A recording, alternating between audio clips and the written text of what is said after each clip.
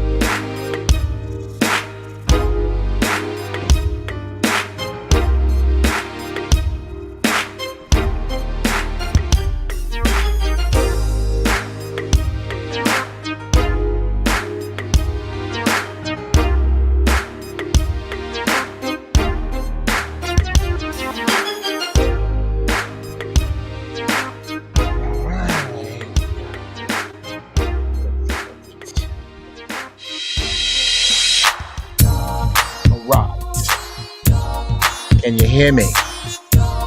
Can you hear me? I hope you can hear me. I hope you can hear me well, Peep. What's cracking? Homies and homettes. Hopefully today finds you well. 'Tis your Uncle Jeff. How is everyone? I'm hoping we are all good and well out there. Bam. What's happening? What's happening? What's happening? What's happening? Hey, Cutting Annis. My peoples. Peace to the balls. Peace to the balls. Samaj. Six Smile. Christopher Perkins. True. Jimmy. Johnny. Patty Lounge. What's up, girl? I'm trying to catch you. I'm trying to catch you. It's so good to see you. We need to get back started. Welcome to Giraffe BALLZ, where y'all already know what it is.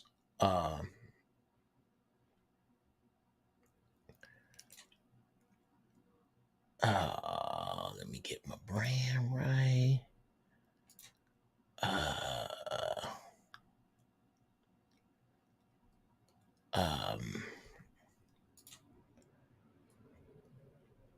Yeah.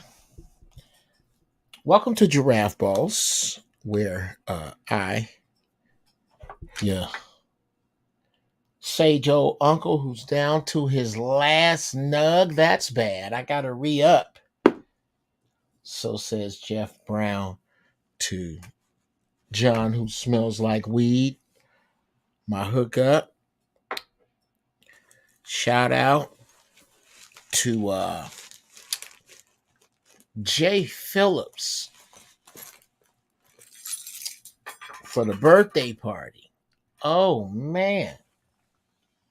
The Slamma Damma birthday party. Jay Phillips, my man, comedian Jay Phillips. Look him up. He will not disappoint. If you are ever anywhere in a city and you see that he is on the bill, go see Jay Phillips. Well, he had a 50th birthday party / Halloween costume party. And the costume party. Hold on a second. Mama! Hey! Enough! Really? Honestly. I'm not kidding. Knock it off. It's enough. That's your harassment bark. You just talking shit. Anyway, he had a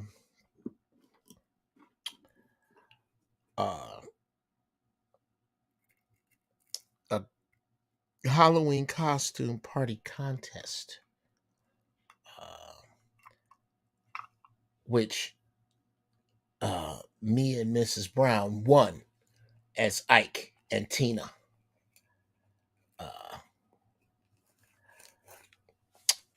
It was dope. And thank you, Onyx. Well, peace to the balls, Kales. Thank you, sir. I thought you would start with that as opposed to you do some more research on Kanye? Not a fucking lick. Not a lick. Haven't even thought about it. That's for you to bring to the temple, not me. I mean, I'll look, but at my leisure, yeah, I'll do some research. I will, but it's not on the front burner for me. That's the kind of thing you're supposed to bring in and we discuss.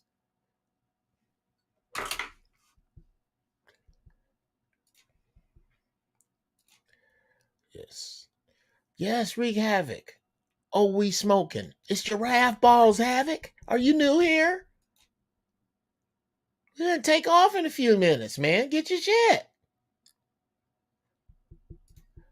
carbon fiber strain. I've never heard of that one.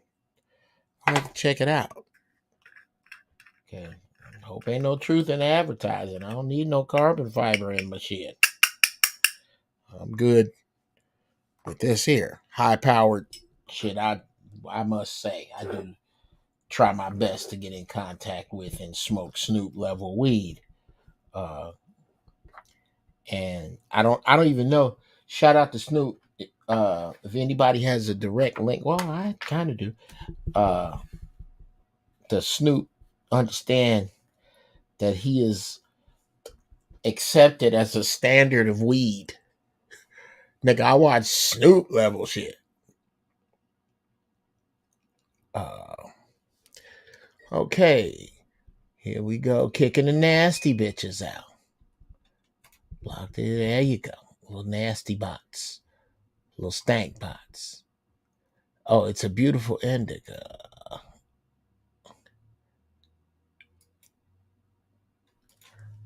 I'm about as low as ant balls. Let me get it together. Yeah, ant balls about to be a new thing. Okay, because the giraffe and the ant have different views of the jungle. And thank you. You think she wants attention, Annis? That's what it is. Yeah. Yeah, I got a big ass dog in here.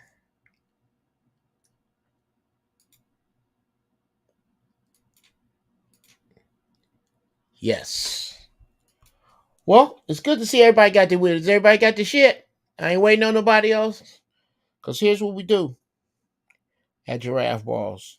Me, it is I, him, and the tinted tilted brim. What's your name, fool? Snoop Dogg. It's me. Your Uncle Jeff. Oh, I should have kept a piece. Did I have a piece? Let me see. Do I have a piece in there? I don't. I wanted to smoke out of my nieces gave me that. Ain't that the dopest? It's like a cup, coffee cup, and you smoke right out the hole right there. You pull on it like right here. Put your little flower right there. Isn't that wonderful? But I don't have a nug left because you got to stick a nug in that big old hole and put the flower around it so you don't just suck the flower down in there. And I just ground my last nug. So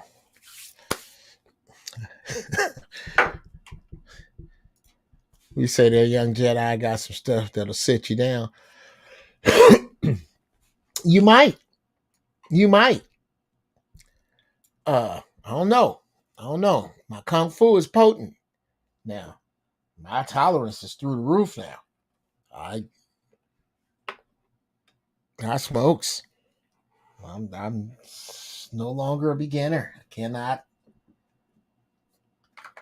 cannot lay claim to the sophomoric anymore.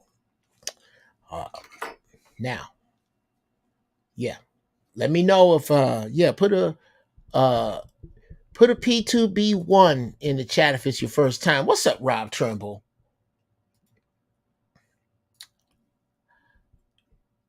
I watched him in Jamaica going to the mountain. Good. Man, his homeboy passed out on the way to the mountain. Oh, you mean walking? Yeah. What you smoking today, Jeff? Speaker knockers. Speaker knockers is today's strain. I'm just to the end of that, and I gotta hit up my man. But yeah, I'm in a lovely state of mind. So me, you, and Horatio. Yeah, we're gonna get on out on it. Yeah. Horatio speaks to me. All right. Are we ready, people? Let us smoke.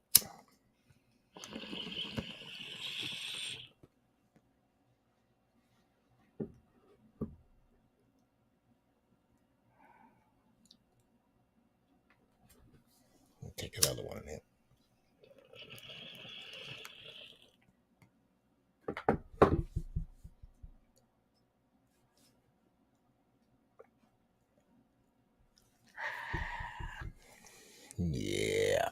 All right. Now we're getting where we need to be.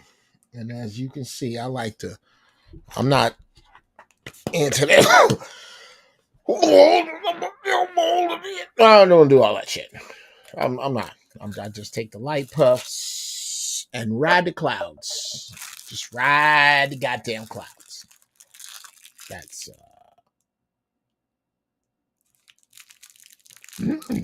smoke for the Jedi, I will.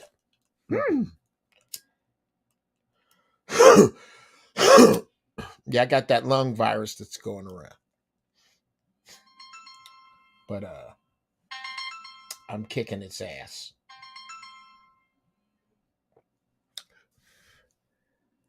All right.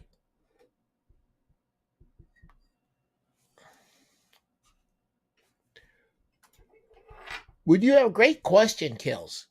Great question.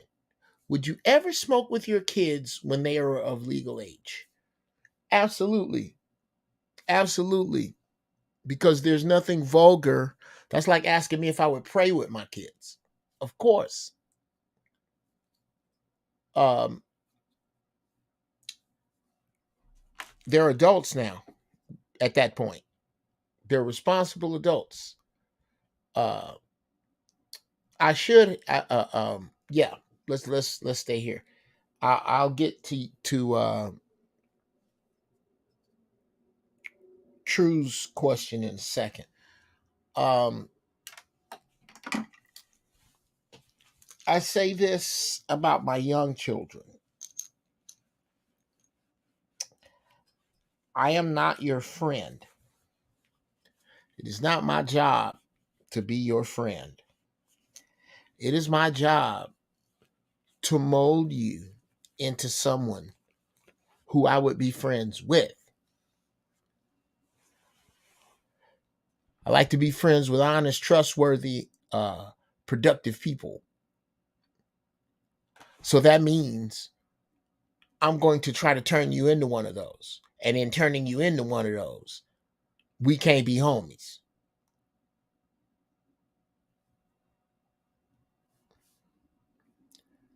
But weed is a spiritual thing. It's not something to be trifled with. It's a holy plant. And I've always taught you that. I've always smoked weed around you. So it's no big deal. This ain't the 70s. My parents and grandparents was wrong about a gang of shit. Dead fucking wrong. And as you get older, I challenge you to find out what I'm wrong about and bring it back. I don't want to be them.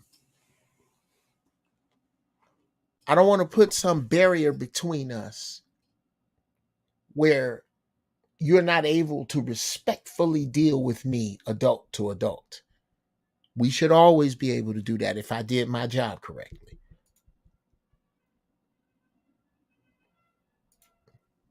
Brought y'all closer? I bet it did. I bet it did.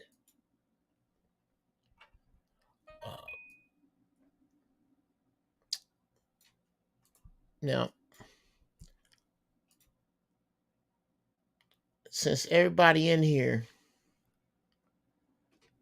is you know, ain't no noobs in here, we can go and get at it. Today, Black Friday, and a great place for dice games. That's what today's show's about.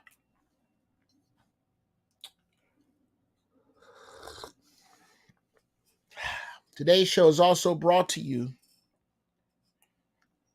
by BALLZ.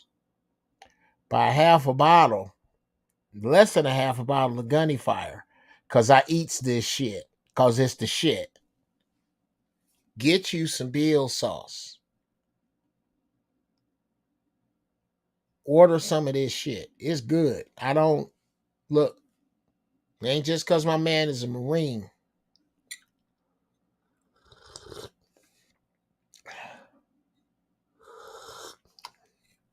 But it is because this shit, this gunny fire, man, you put this, it's not for the faint of heart. You don't, that ain't Frank's, that ain't Louisiana shot or Frank, that ain't that. It ain't that. It ain't to be played with. But it is very, very good. And Sergeant sauce. And my son uses schmuckatelli. Get you some.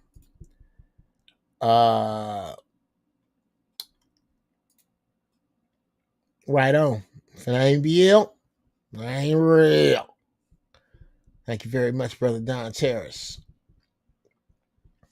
Now,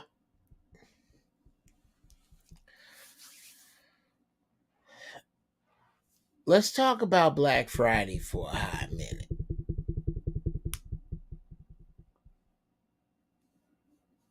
Okay.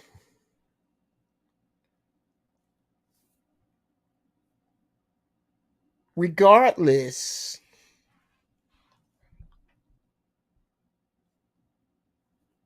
to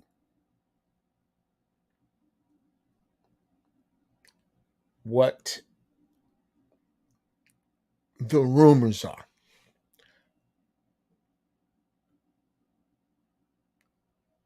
of course, the buying of slaves half or at a significant discount after Thanksgiving was shut down as factual.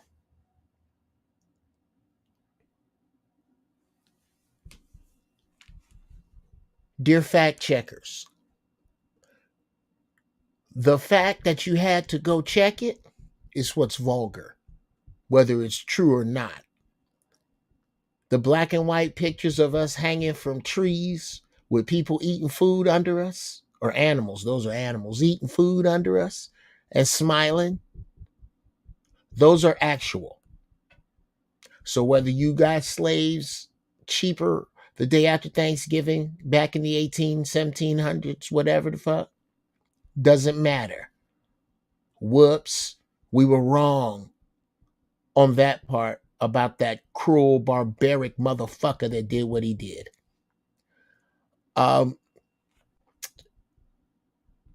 Whether Black Friday was started by two greedy white men trying to make a run on gold and fucking the stock market up,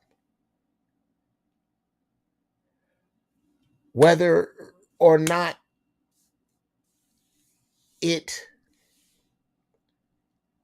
has become a literal breeding ground for low frequency thinking, a corral, an early morning corral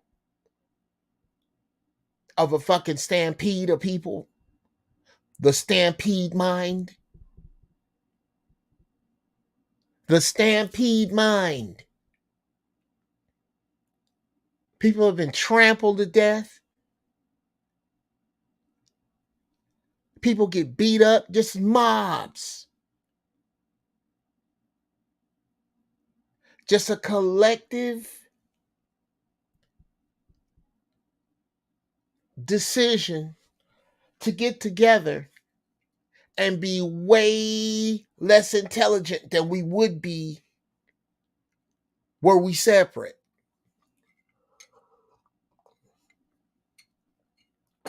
Let's get away from that. Here's what Black Friday has never been: an opportunity for black people to come up. It's never been that.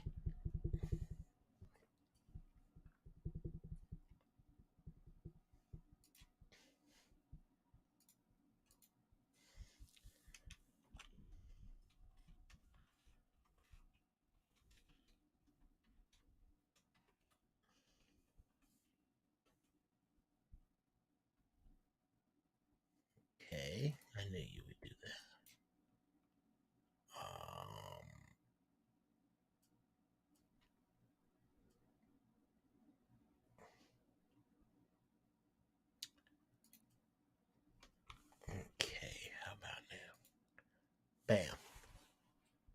Yes.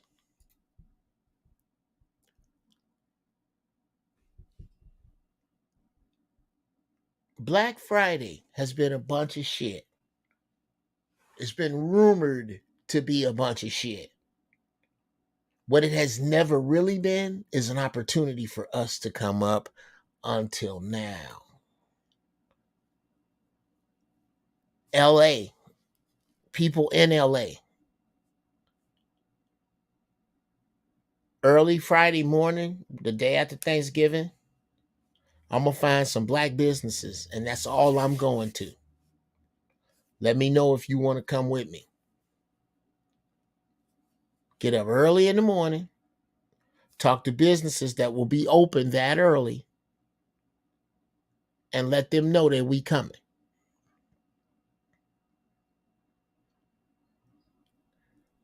That's a Black Friday.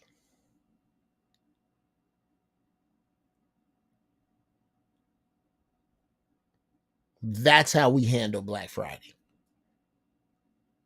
Where we grow it into something to where on Black Friday, black people get together and only spend money with themselves.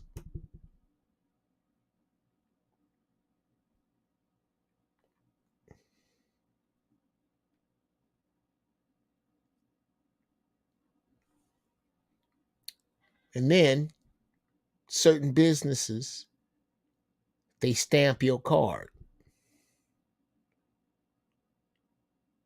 If you get into this raffle, it costs $100 to get into the raffle. One person wins the pot. You have to go around to at least one store in every category, and that store gives you an official stamp.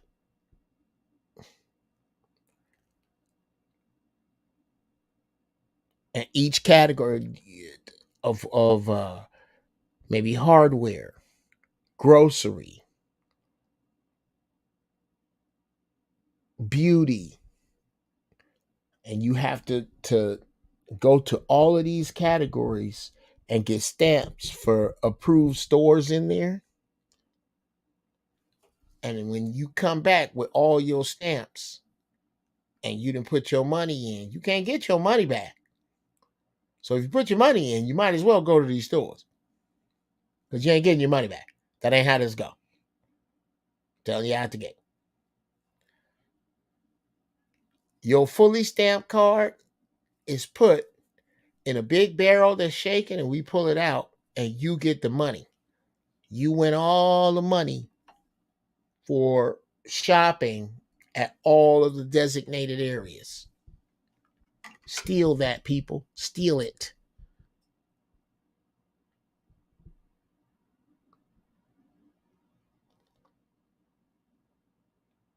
That's what I'm talking about. We need to do with Black Friday. And I'm doing it this Black Friday.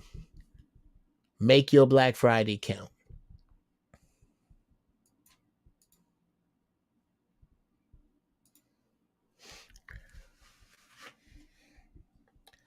Okay. I think he's putting glare on my glasses.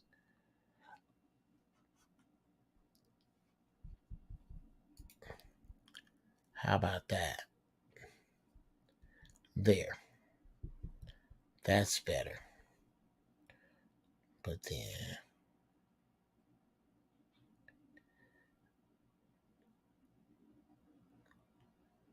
turn this off. Okay. All right. It will show in the corner of your screen. We gonna see.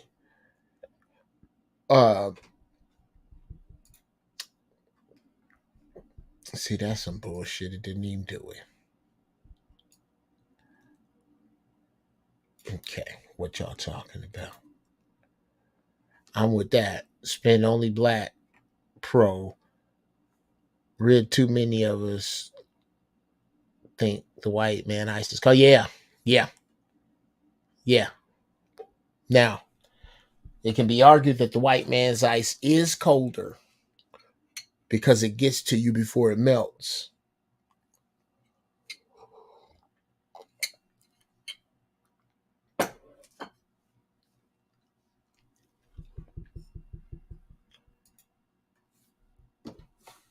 Yes, we have to be the spur of the change. Shopping supported by needs to be habitual. Absolutely. Habitual, customary. True, it has to be customary. Jews don't have a habit of shopping with one another. Koreans don't have a habit of patronizing each other. Armenians don't have a habit. Saudis don't have a habit. Vietnamese people don't have a habit. Filipinos don't have a habit. Mexicans don't have a habit. That is customary. But well said. Well said there, Jedi. Well said.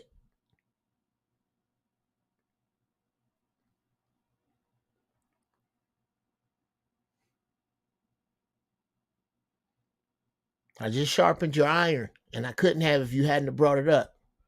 You just sharpened everybody's iron. Shout out to True. Yes, it has to be far more than a habit. And we, yes. Oh shit. Here's where you're right, True. And this is how knowledge grows, brothers. Not this bickering bullshit. Here's how knowledge grows. It can't be a custom for me and you, True, because we didn't get it from our parents. A custom is some shit you get from your elders. This is why young people have no customs.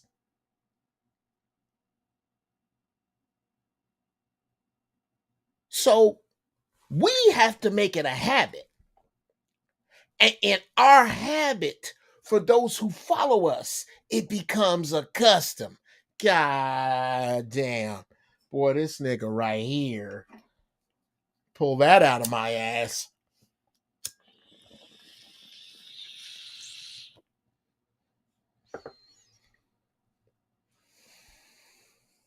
Yes. Habit versus custom. Our habits become our children's customs. Shit.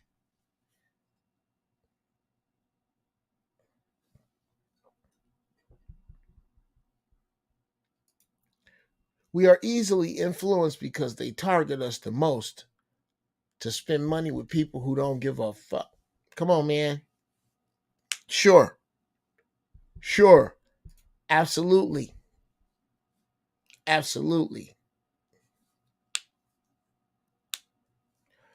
I love how you said that. I tell you what, brother. Success and failure are both gunning for you. You can only make yourself a big target for one or the other. God, this is some good shit. Success and failure are both gunning for you. You can only make yourself a big target for each of them one at a time. You cannot make yourself a target for success in fitness and in failure for fitness at the same time. Working out and eating bad is a target, big target for failure. Eating good and not working out, big target for failure.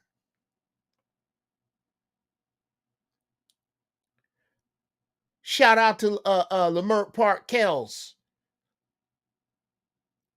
Just help me sharpen some souls in here. Help me sharpen your soul sword. Yeah, thank you, Kels. What are you a bigger target for? You do know diabetes is gunning for you. You out there with sugar and sitting on your ass? You're making yourself a big target. Poverty is gunning for you. You out there mismanaging your money and not planning your steps? Yeah, you make yourself a big target. Success is gunning for you. Success is out there.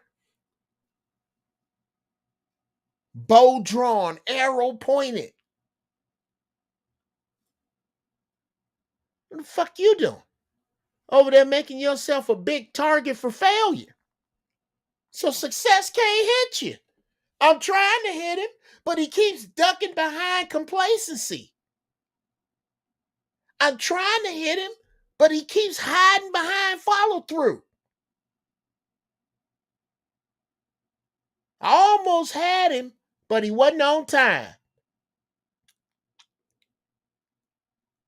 Those are my fuck ups. Success is aiming at you, but he can't hit you because you ain't a big enough target. Sit still in where success is aiming. Sit still in where success is. Look, let me tell you something. There'll be more people in here than 30 fucking 2. I tell you that.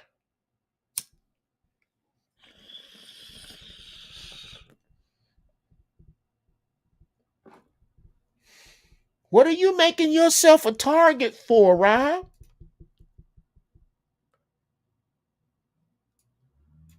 Are you are you a big target for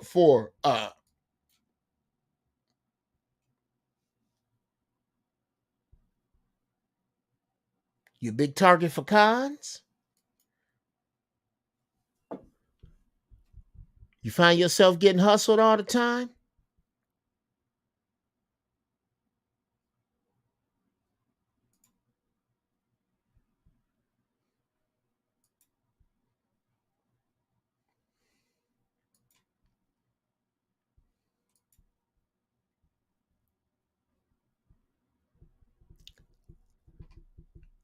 Rob, be sure. Here's what you always want to be doing. You want to be hedging your bets of success's aim. Hedge your bets for success's aim. Bet for success. Read the wind so you can move your target where success can hit it. Make that target big. What makes your success target big? Humility, study, preparedness, seeing what's next. Those things make your success target big.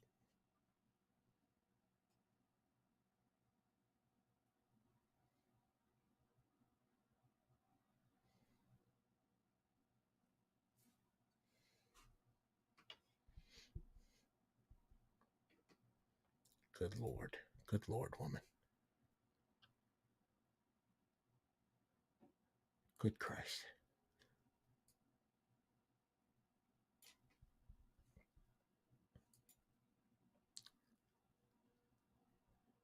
This is the places we going today, people.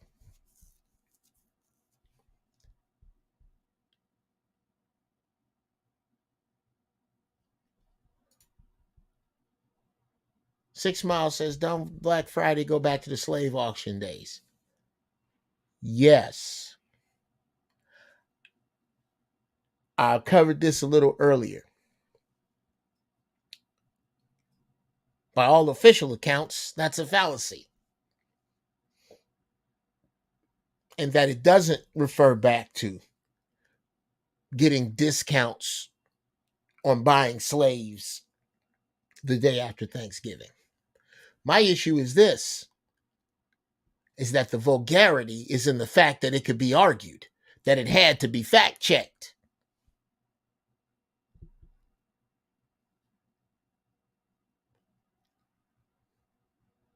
Here's something you don't have to fact check.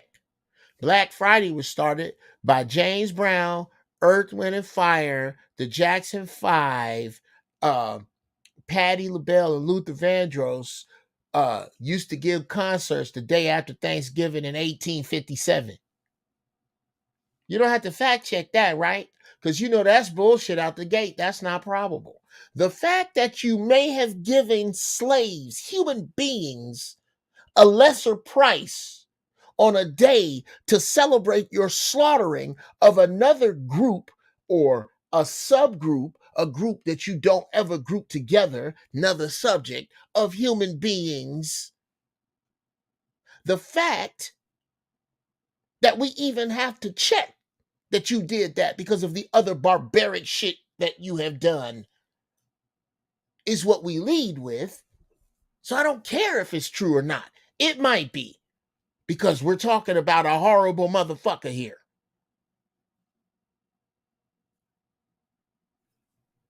We're talking about the motherfucker who invented motherfucker. So yeah. And no, 6 Mile, I ain't hot at you.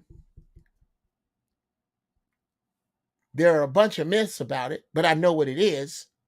It's something that mobs, herds, low frequency thinkers together and makes them act like buffalo. You know, buffalo are real stupid. They make them act like buffalo. I know that. I know that we have never taken Black Friday and made it mean something for us, where we go out and only shop black and up that percentage each year as black businesses grow.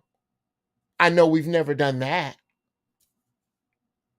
I'm pretty sure of that. And that's where I think we ought to be. So it don't even matter to me what it meant. Doesn't.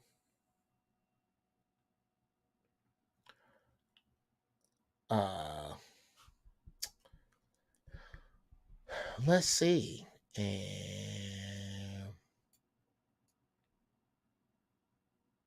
what are we dealing with today? Yes.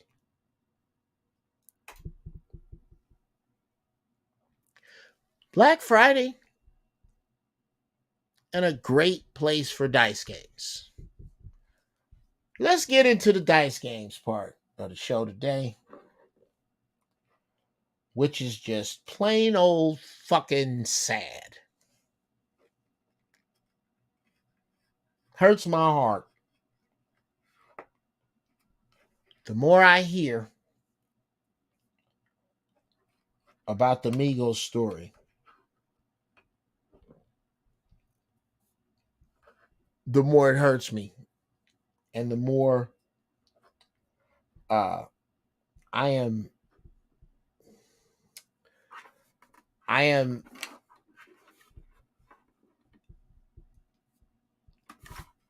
no longer in a mood, in a thought pattern. My thought patterns are changing, people. I can feel them daily. I'm no longer in a position where I can concern myself with the day-to-day of the common, because that takes my lens out of focus and damages it. In order for me to see clearly, I have to leave a lot of that shit alone. So there's a lot of things that I don't know. At 57, I don't think I was the intended audience of the Migos. So I don't feel bad about saying that I don't know these brothers' music. I just know that they were extremely successful. And I know I've seen them I understand that they are popular, but I couldn't give you one song. And that's not a diss to them. It's not. Those are my brothers. And I mourn with them the senseless loss of another talented, young, beautiful brother. I really do.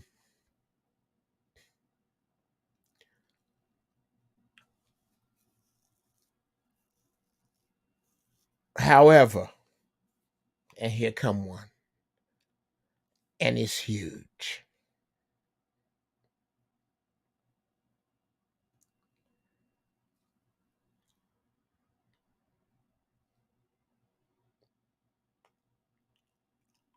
Our people must learn to walk, once they have created kingdoms, as kings. Once you have created,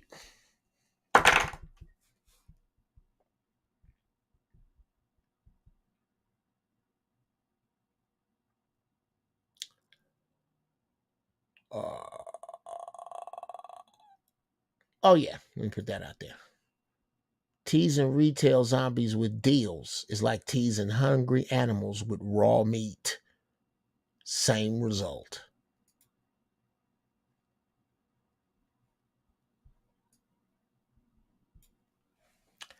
Is this fucking hat taking that much light away from my head?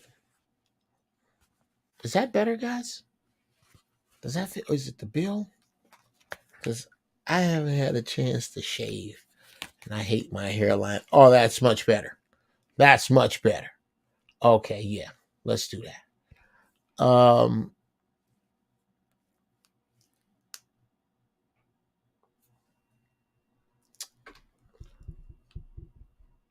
shit. Where my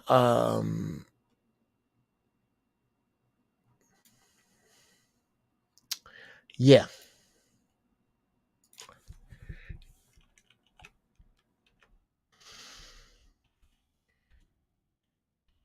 Sit tight, I got y'all.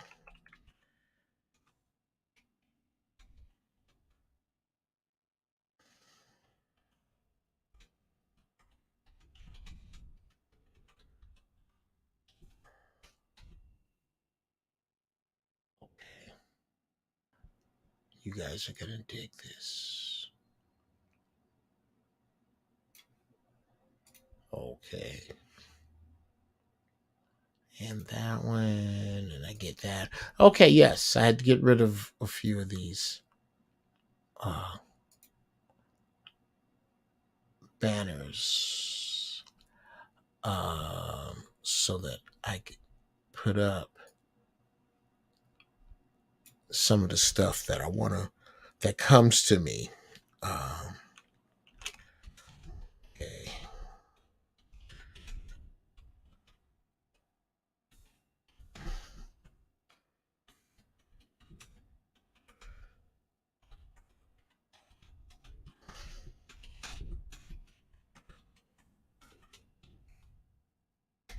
Okay. And then, uh,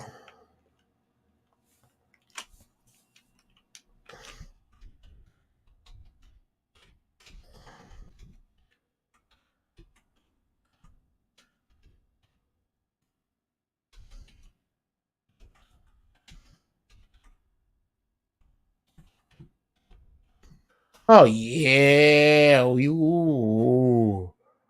Oh boy, are we about? It's about to get up in here. We about to go.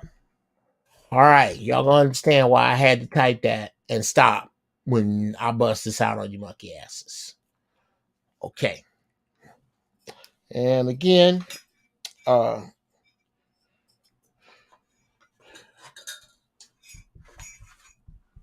rest in peace to brother Takeoff. God bless his family right now. This fucking sucks. There's no. Ugh. to his mom, to his mother, to the elders in his family. We ain't supposed to be burying our children like this. And that's what I'm discussing here. And to those of you who may see it, those of you in Takeoff's family that may see it, you need to take this from the place of love that I'm giving it. But the following is true.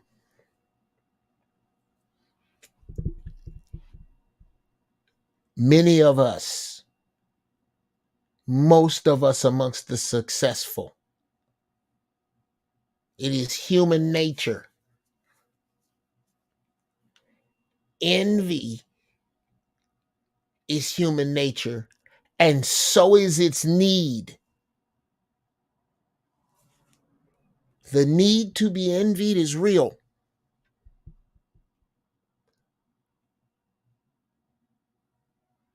PNB Black, now my brother here, brother Takeoff, in my opinion, death from the need to be envied.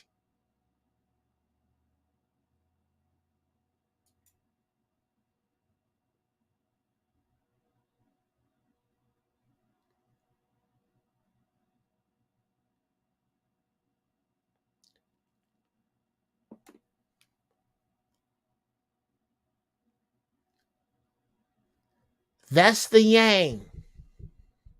Here's the yin of it.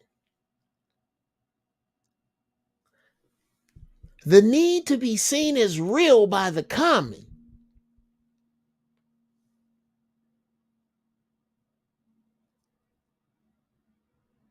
Bruh,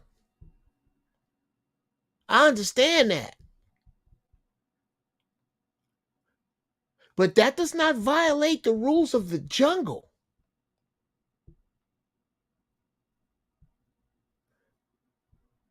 And this is what I discuss with regard to the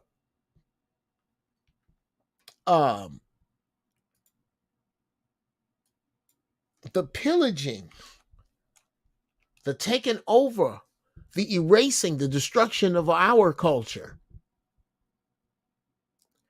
Is that young brothers haven't had anybody to teach them shit like this right here. Once you build a kingdom, you can no longer move as a commoner. You just can't.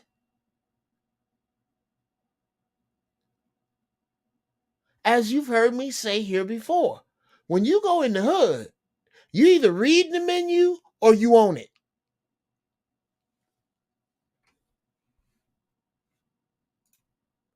Now, I'll elaborate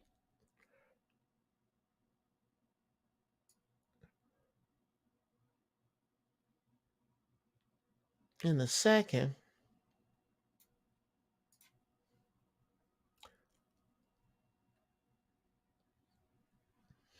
Yeah, true.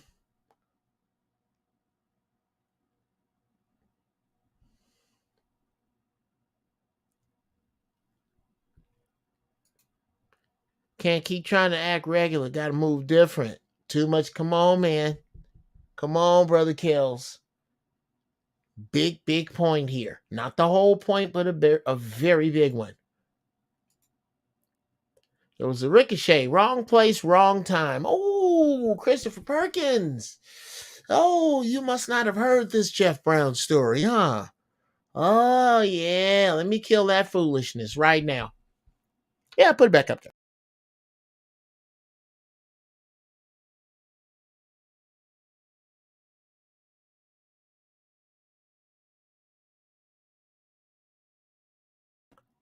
That wasn't supposed to happen. I accidentally hit wrong little button because my doohickey has a lot of buttons on it. So I'm back. Don't shit your pants. I'm right here. Let me go back to poor Christopher Perkins. Ricochet. Wrong place, wrong time. Okay. I never forget it. I was a junior in high school. My Kid ran away, get shot at a party. My mother's concerned for my well-being, bringing up at the table doing breakfast.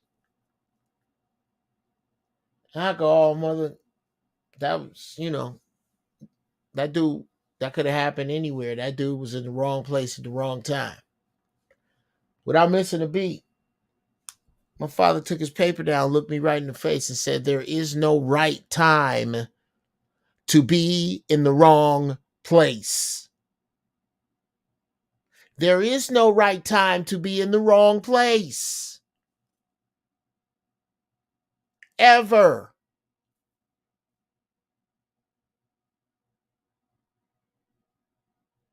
If you find your and the wrong place is not necessarily a place where wrongdoing is done often.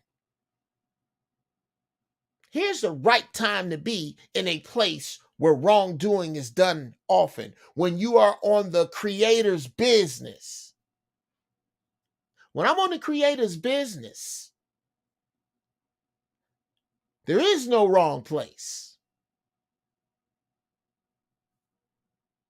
If I'm over here talking to young brothers about not killing each other and trying to find a solution that will save a life, if I'm over here with a family that can't eat,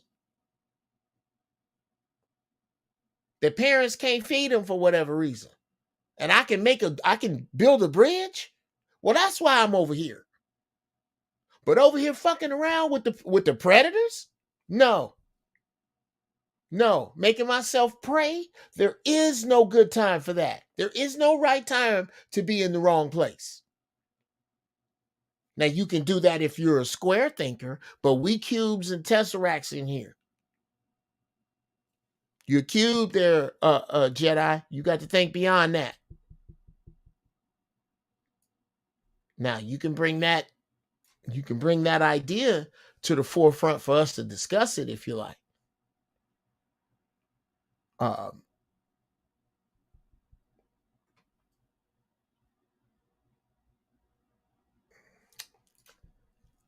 He got hit more than once.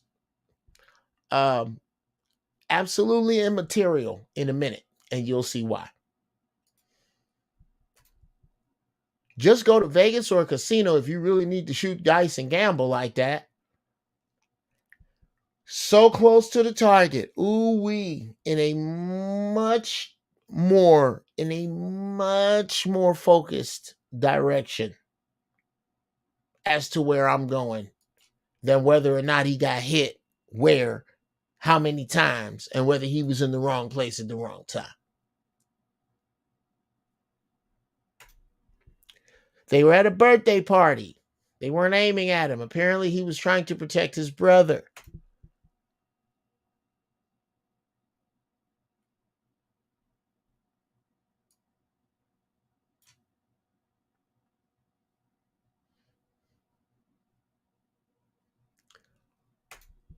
Why, Pam?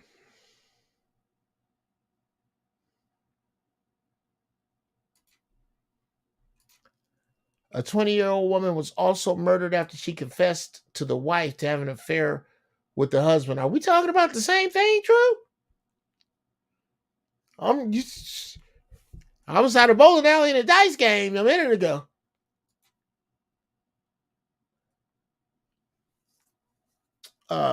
Now we about to get into some real shit here, artificial. It's about to be real it's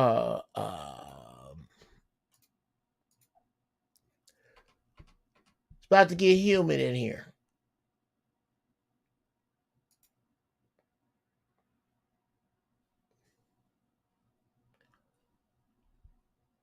When I open this next can of worms, it's gonna get very we're gonna have to be honest about a few things. And I don't, again,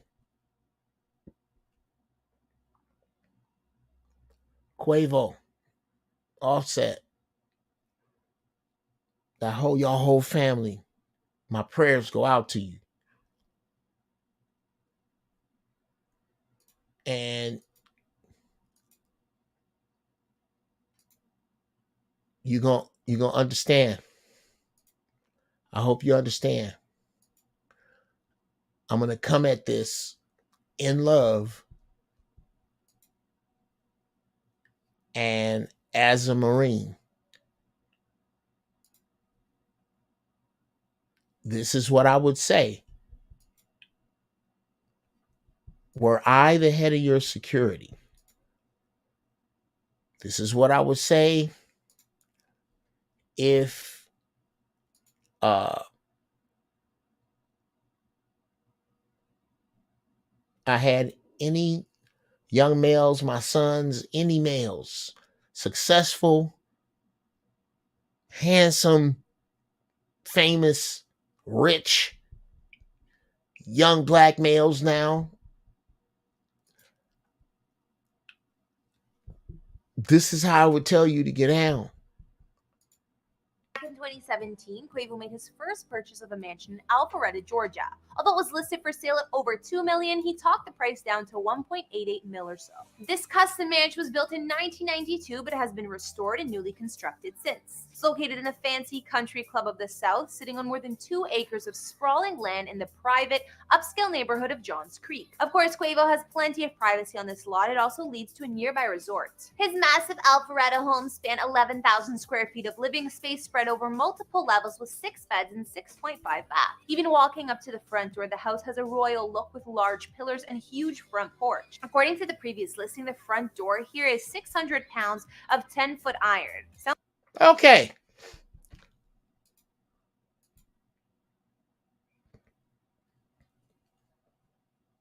Now,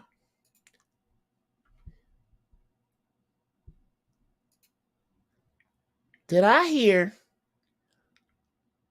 a door? A 10-foot door made up of 600 pounds of iron. Let's keep going. Sounds impressive. Once you get past the heavy door, there's a curved staircase with views to the upper level, large chandelier in the entryway, double height ceilings, and a couple of rooms at the front. Then at the back of the house, there's the great room with floor to ceiling. Okay, that's enough. You can go and find it. That there's Offset's house. Yeah. We get on past the young lady with the yeast infection, blue jeans on. Just like Quavo got himself a luxury home in Georgia, so did Offset. We know the rapper used to have his own Atlanta mansion before he got serious with Cardi B, but since they're building a family, it was time for a fresh start. Since Offset wanted to stay in Atlanta, that's where the couple found their dream home, and they moved in over the 2019 holidays after searching for a place for over 2 years. Get a house for 2 years and we never see eye to eye. But let me get the phone. Let me show them the angle. What up, Peaches? Offset's mansion is located just north of Buckhead, Atlanta, near Chastain Park in Sandy Springs. Okay. Now, I'll save you the rest.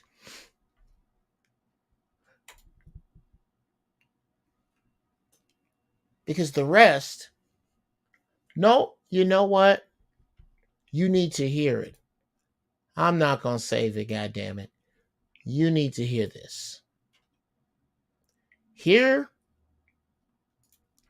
is the ironic part of all of this.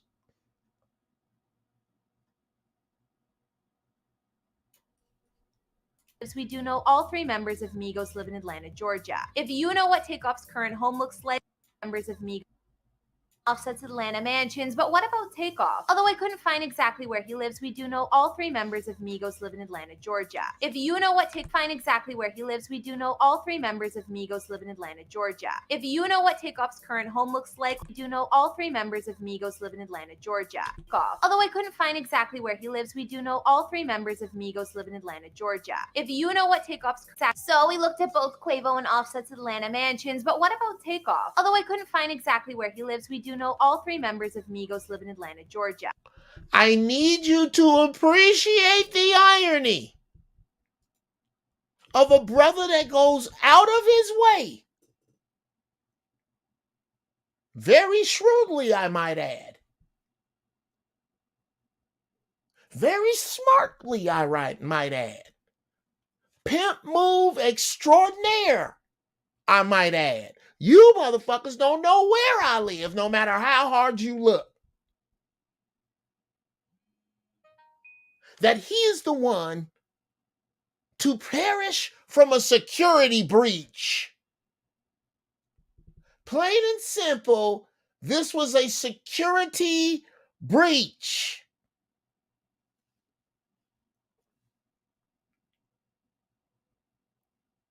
Did you see the houses that I just put up?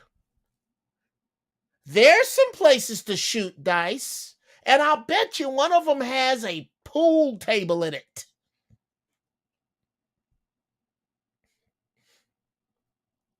If I am head of Migos security, if they are going to be in this building, this is what will happen. Number one, we will rent the bowling alley. I don't care whose birthday it is. Either we rent the bowling alley or whoever rents it pays a premium for me to secure them there.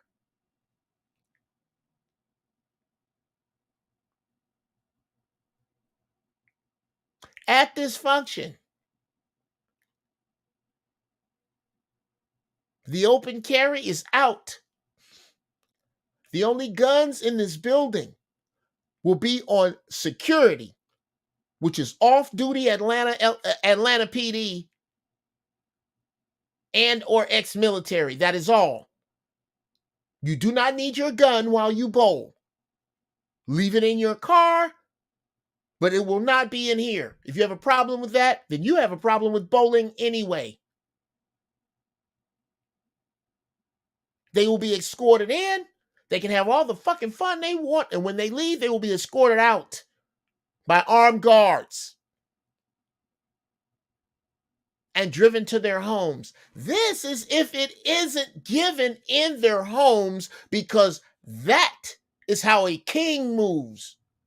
Once you build a kingdom, you can no longer move as a commoner.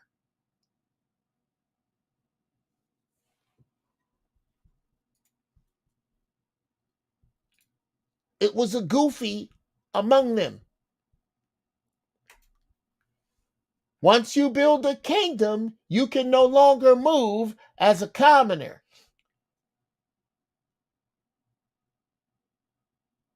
Young Bruce, this was not happenstance. This gets to be happenstance for commoners, not kings. I guarantee you, were I in charge of security, that would absolutely not have happened. It would have been impossible. You would have had to lick that motherfucker to death, but you definitely wouldn't have been able to shoot him, because he would not have been in a public place with other people who have access to weapons. That is a security failure. Period. When you are worth that much money, you don't roll like that. When you are worth half that much money, you don't roll like that. Period. There is no way around it.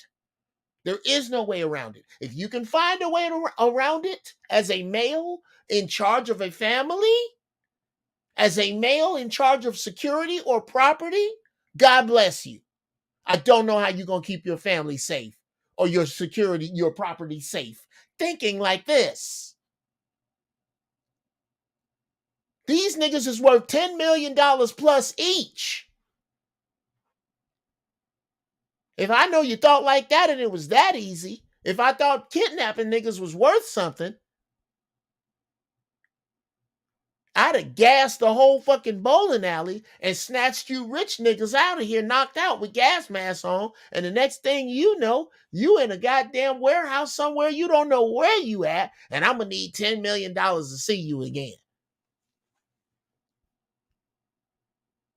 If you worth that money, because people who are worth that money think like that. And they certainly don't hang around people where they have the most money.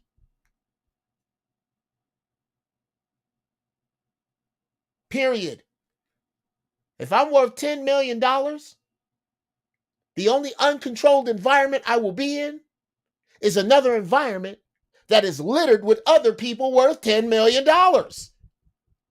Otherwise, I control the environment. That is all. Period. If they follow that tenet, if I am going to be in public, in an environment that I don't control, then I will be in that environment amongst those of my ilk. Once you make that kind of money, where you come from, the desperation you come from, the lack you come from, the envy you come from, the hate you come from, you are no longer of that ilk. The animal kingdom does it all the time. They stay where they are safe. There is no excuse for this. There is no but I and this nigga and what had happened was. Fuck all of that. Give all of that to the squares. The cubes and tesseracts have no room for it because you cannot succeed with it. It is faulty. Run this by any SEAL. Run this by any Marine, any Army, any Navy, any LAPD, any sheriff, any PD where you at. Run what I'm saying. Any security. If I am going to be out and about and I'm worth $15 million, that number is not going to be the highest number in the room. It certainly ain't. If I'm going to be in an uncontrolled environment by me, if I'm going to be in an environment I don't control, it's going to be that environment. Every other environment I must have complete control of. You do not have control of your environment if you don't have control of the guns in it. Period. Especially if you don't have no control over the niggas with the guns. None. This is not at you, Master Bruce. No. This is period.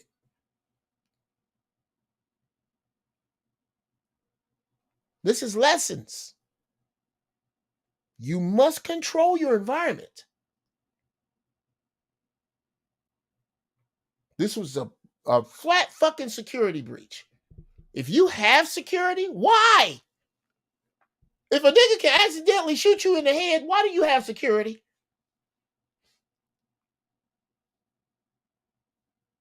Security takes care of what had happened was. When you have security, bruh, I done roll with the tightest security in the world.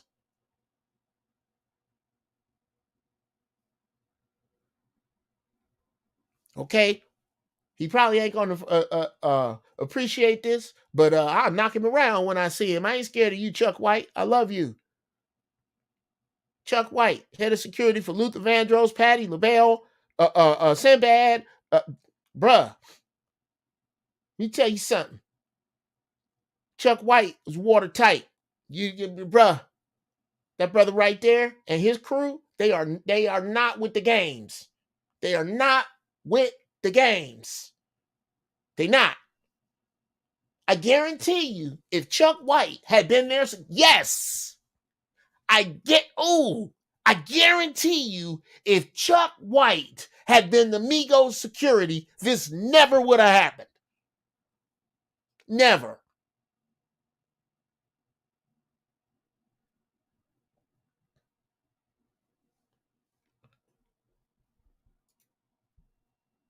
Yes, absolutely, Mac Mizzle. Friendly fire. How does that come into play? If we have this same party at one of these houses, that the security is tight as a midget's fist, you're not getting in here if you're not on the list. Ain't no I know came with, we ain't doing that nigga shit here tonight. We're not. You take that shit back on the fuck down the hill or wherever it is that you can buy, you can take this to wherever it is you can buy a puppy, a baby stroller, and get your driver's license in the same building. Yeah, you go down there with that shit. Up here, we're not having it tonight. If your name is not on this list, if you do not want to pass through this metal detector, then you can take your monkey ass the fuck on out. Period. That is that. And that is all. Now, we going to bowl in here. We going to have fun in here. And then, before everyone leaves, the Migos will be escorted out armed. There will be armed people in front, armed people in back, and we roll back to the house. Now you let the rest of these niggas out, and I don't give a fiddle as fuck what you do after that.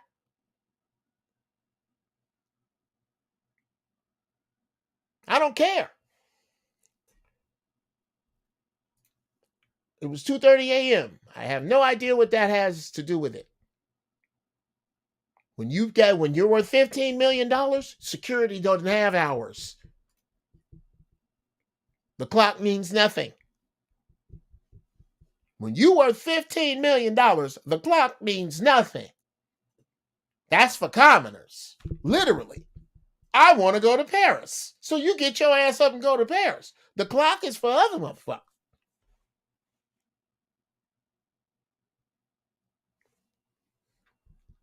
The bowling place was closed. Absolutely. So he got shot outside of a closed, unsecured bowling alley. There's no way around it, Perkins. The perimeter was not secure for a man worth $15 million. $10 million plus. It was not. That shit isn't secure for my wife. And we're certainly not worth that much money.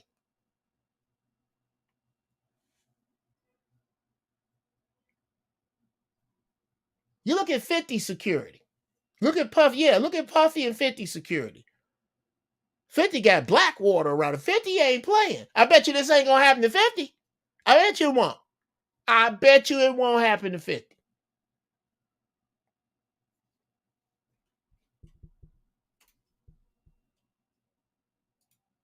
If it's rented out, 2:30 a.m. don't matter. Absolutely true. If it's rented out and secured, we rented it. How big is it? How many people are going to be here?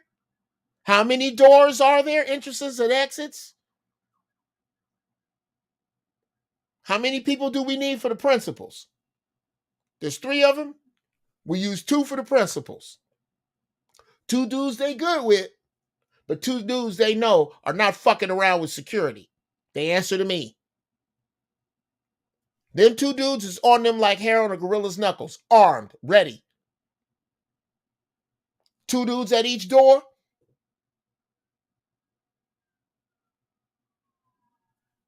2 dudes at the car. For something that involves the public. We roll that hard, armed, prepared. Everybody has at least a black belt in a martial art of some sort. All of these is the wrong motherfuckers to deal with. Organized, professional, and ready, and serious. Woo, almost sound like I'm advertising the FOI. Yeah, if he had the FOI around him, I get this wouldn't happen.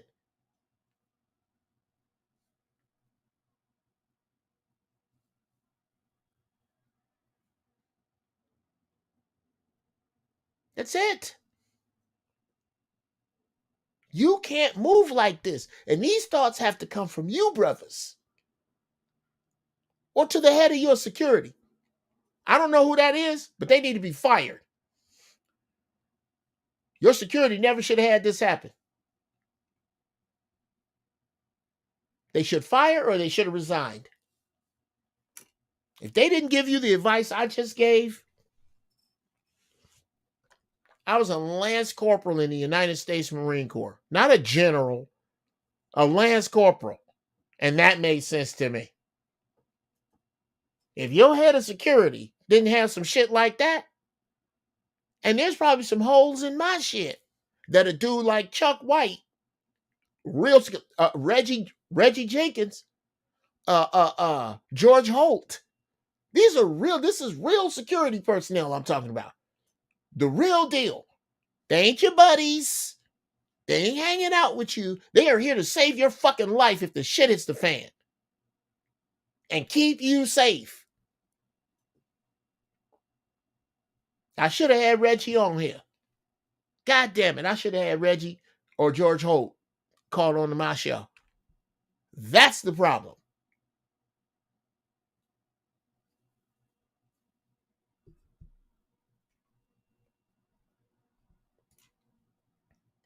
They got the shooter on camera. There it goes in.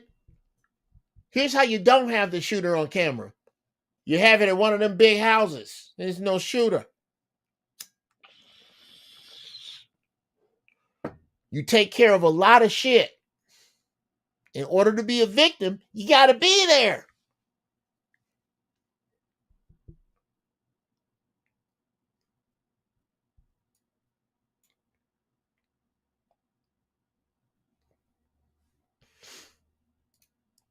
He was in a car on video with Quavo before the shooting. Sure. Because he was at a party around Quavo where security didn't go, do you have a weapon?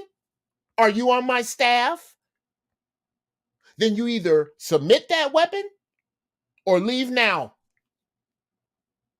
Had he done that, he would have had to spit at him.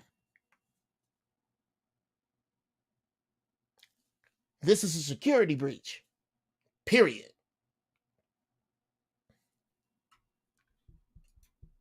Thank you, sir. Yeah. Thank you for Zen Master with the update.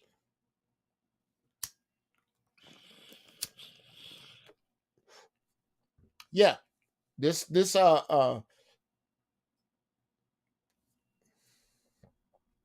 we don't know if that's the shooter.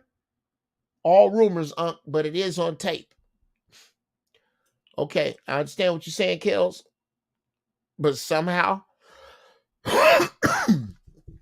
my Tesseract wisdom will only allow me to focus on what it is on tape. Because it wouldn't be on tape if A, y'all had this in one of them houses y'all got. B, you don't know these people that well, so it ain't going to be at the house. So it's an environment that you don't control. You're going to have to bring control to this environment or you're not going to be there. That's it. And that's all. From your head of security, Captain Boring.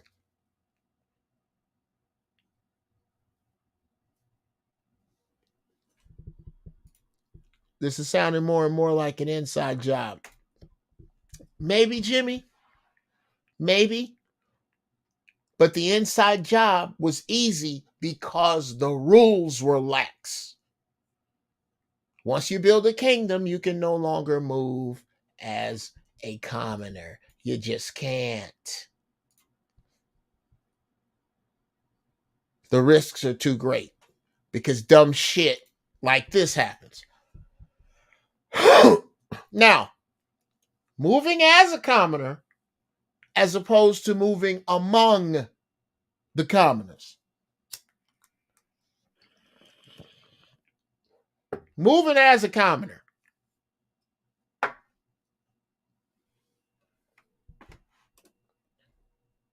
I'm going to put on my nicest shit. I'm going to go out. But before I do, I'm going to bring something to protect myself. The thoughts of a commoner I am moving among the commoners. First off, gaudy ass jewelry ain't my thing. And if I really do want a $100,000 watch, I also want a $2,000 decoy that looks exactly like it. So I can wear that when I go into a room where more than likely the only $100,000 watches will be on the arms of other idiots who really can't afford it, being hung in front of other motherfuckers like raw meat. Yeah. If I'm going to play the raw meat game, I'm going to play it with jewelry I can afford to lose. The fake shit that looks like the real shit. Yeah. If I got to play that jewelry game, I'm not that flashy ass jewelry guy. There are people who make fun of me because at 57, I got braces. Yeah. Ain't that crazy? Why didn't I just buy a $5,000 Rolex and keep the crooked teeth? Yeah. Okay.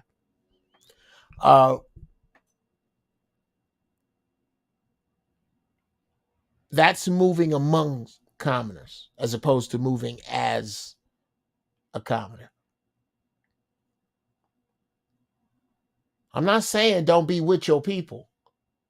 I'm saying when you are with your people, control the environment because it can easily get out of hand.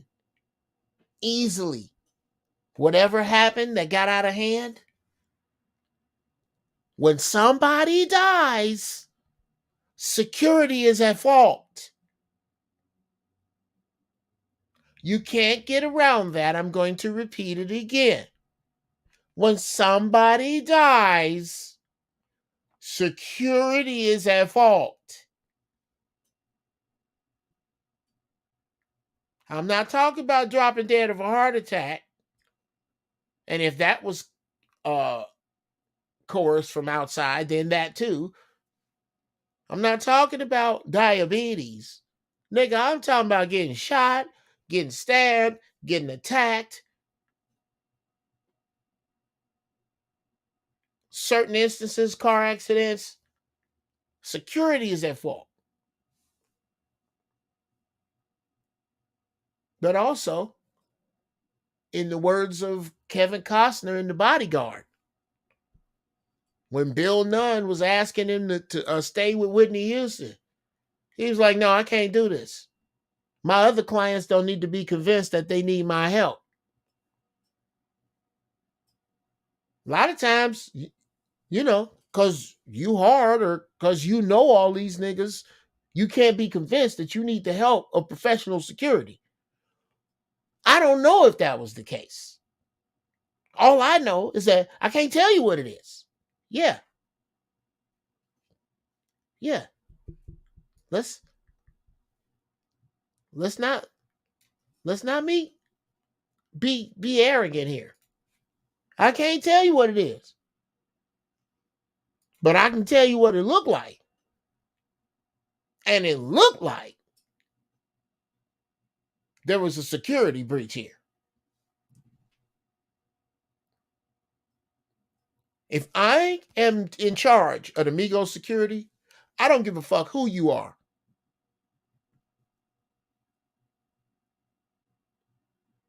They don't carry guns, and nobody around them carries guns except those who need guns, who are those who have been charged with their security. And that would be me and my staff. Now, if you want to keep your gun, I invite you to this mat over here, and if you whoop my ass, you can keep your gun. I don't think it's going to go well for you. That is the security they need around them. Now, you can smoke all the weed and fuck all the broads. Whatever it is you do, past that. You do that.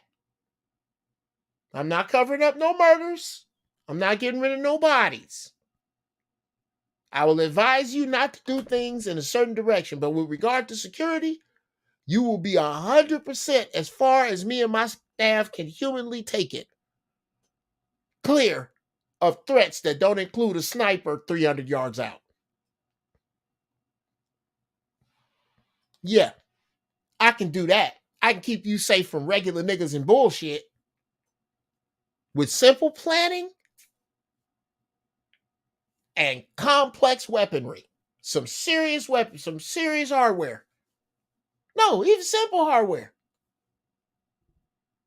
I'm going to keep you safe as long as you don't create too big an enemy. You out here crossing cartels and shit. Okay, now we're into some other territory. I'm talking about regular dude being envied by the hood. Yeah, I keep you safe if you listen. If you don't, God bless you. I don't know how you argue that.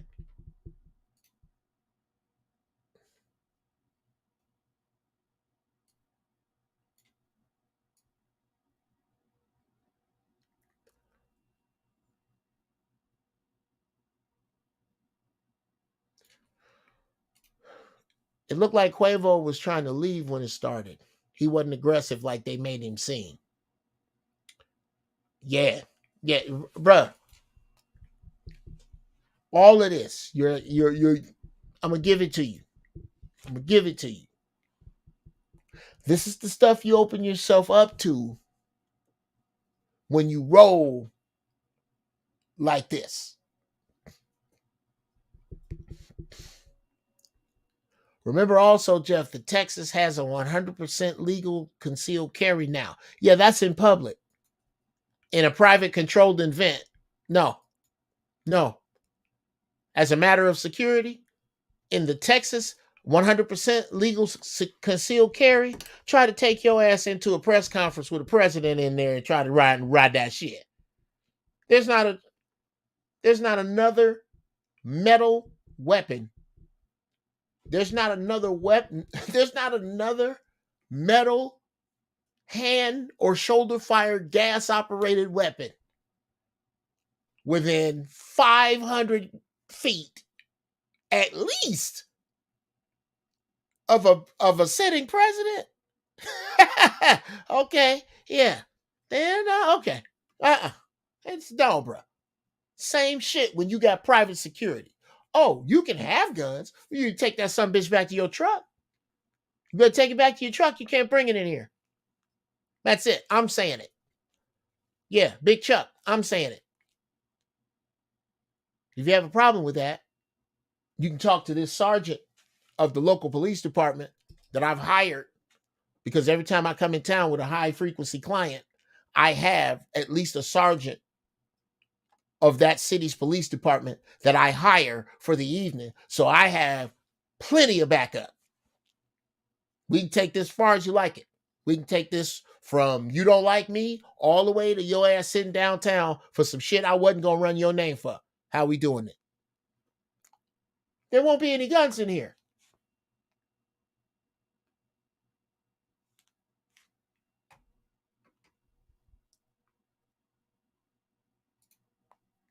They have signs in Arizona on the restaurants you can't bring a gun in.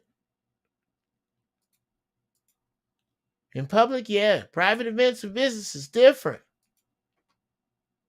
Brother. And I'm only saying this because of how much money these brothers are worth. You can't find another man in this country worth $15 million that's running around visible threats like that. I'm not talking about white men that walk around other white men like it's cool that's worth $15 million. I'm talking about taking that same white man and telling him to go around motorcycle gangs. Telling him to go around meth labs. Worth 15. I'm talking about shady places he may find himself in a Caucasianly shady demographic. He ain't rolling like that. When you're worth that much money, no other race, no other man of any other race would make them kind of choices worth that kind of money. That's where socialism, the socialism of black people, meets the security breach. And you have this. That's how we get here. Holy shit. Okay, ladies and gentlemen, I think we have come across the pull of the day. Let me see if I can find it. I got to find it.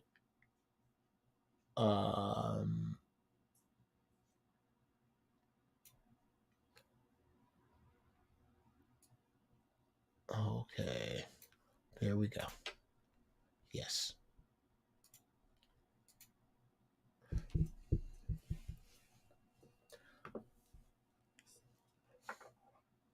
All right, y'all.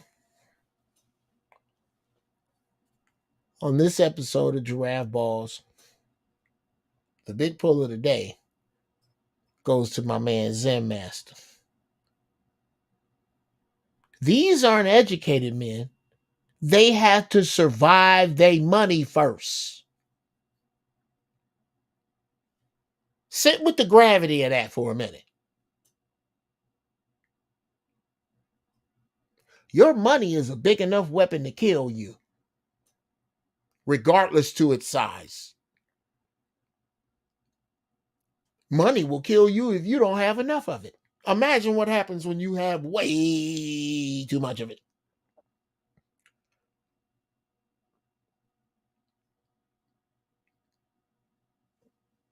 And I haven't heard any fathers mentioned here. So nobody to curb your success and go, hey, fellas. I'm not saying let's not have fun. I'm saying we got umpty-dillion square feet. Okay? We're bored with having parties at our houses. We tired of cleaning shit up. Let's rent somewhere else. And if we don't rent it, I have to make sure you all make it home. You got to come back here. There is no one. What had happened was that explains the absence of you. There isn't one. So let's not make one. Let's not have something run for candidate of I am the best. What had happened was for why one of y'all didn't make it back. Let's not have that with these umpty thousand square feet and Powerball money between the three of us, between all y'all. Let's not do that. I love you. Fuck the hoes. Smoke the weed. Drink the lean. Whatever it is, I don't give a shit. Orgies, whatever. You want to race midgets? Okay. Bring them back. Do it here where we can control it. We say when it starts. We say who's here. We say what they eat. And we say when they get the fuck on. And everybody's happy. We make them sign them little fucking things. Non-disclosure joints. Y'all want to do some seriously freaky shit? You get the video.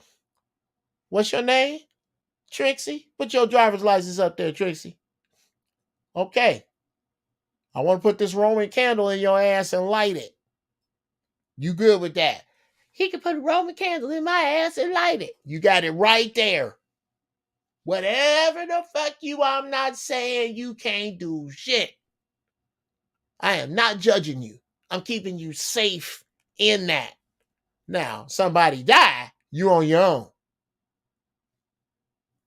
That's my job as security. Now, I'm gonna open the doors of the church. Probably should have done this 15 minutes ago. And while I'm doing it,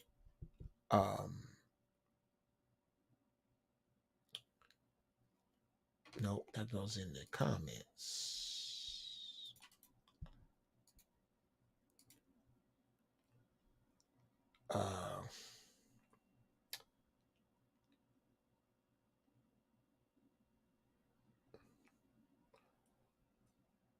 Yeah.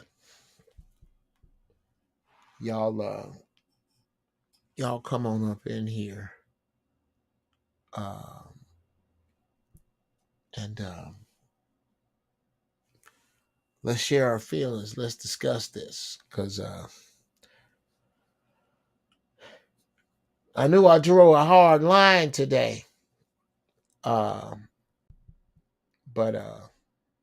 sit tight, True. I'm gonna bring you in. Uh, I think it was kind of necessary to draw this line, and I'm gonna bring my compadres in. Man, Bruce and True. What's happening, people? What's good, Jeff? People. Going on with you? I'm good, man. I'm good. I'm glad to have y'all here. And wondering what your thoughts are on especially this situation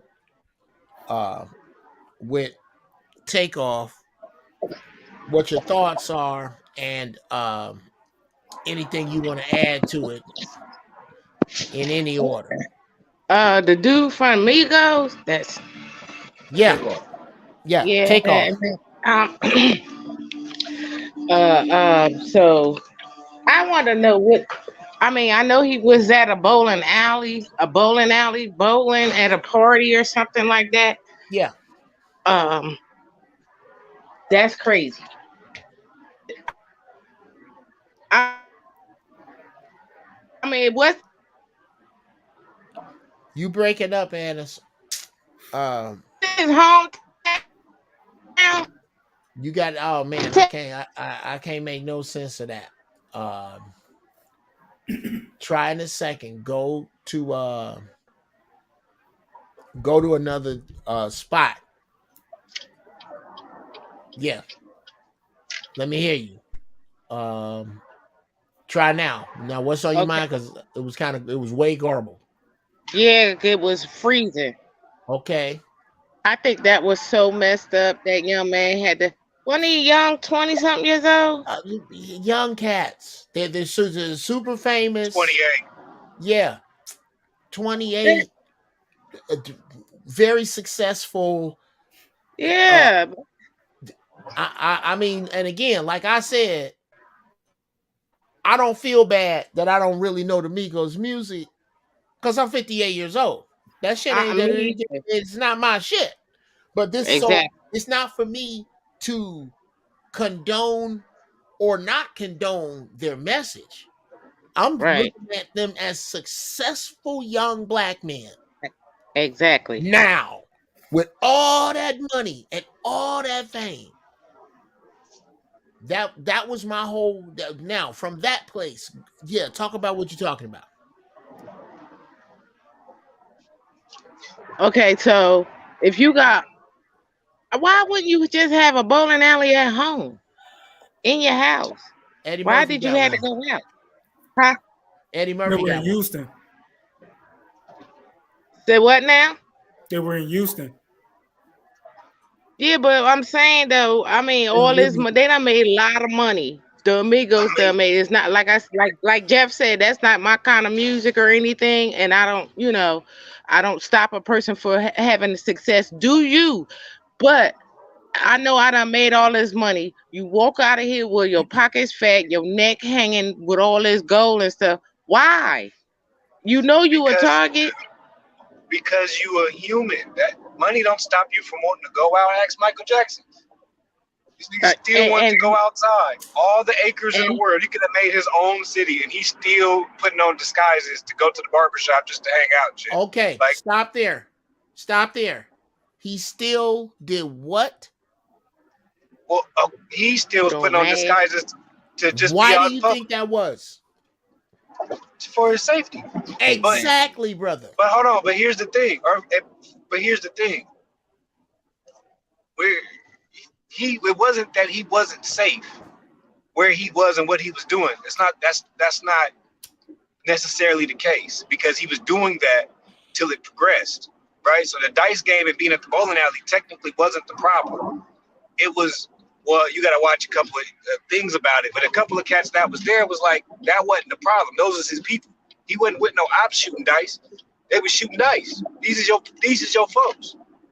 Y'all got into an argument, and from what it seemed like so far, the best digging I done done was your own partner popped you trying to pop at them. A cat behind you pulled their gun first. Your people off, Takeoff or whatever, whichever one it was. His people pulled out their strap first. And when they went to busing, before the other side was, the dude that was there that took the picture in the dice game said, "Oh boy, failed," before the other side even went to busing. Okay. So that's you know what I mean? I understand what you're saying.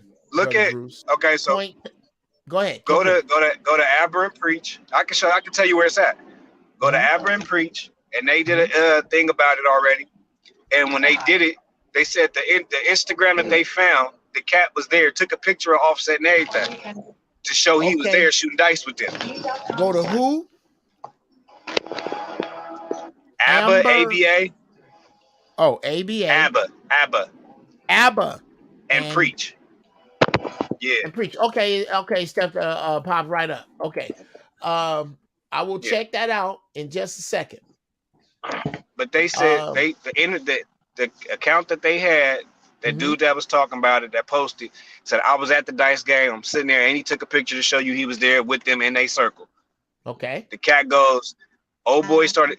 The Migos people started busting first, and oh boy failed before the other side started busting off.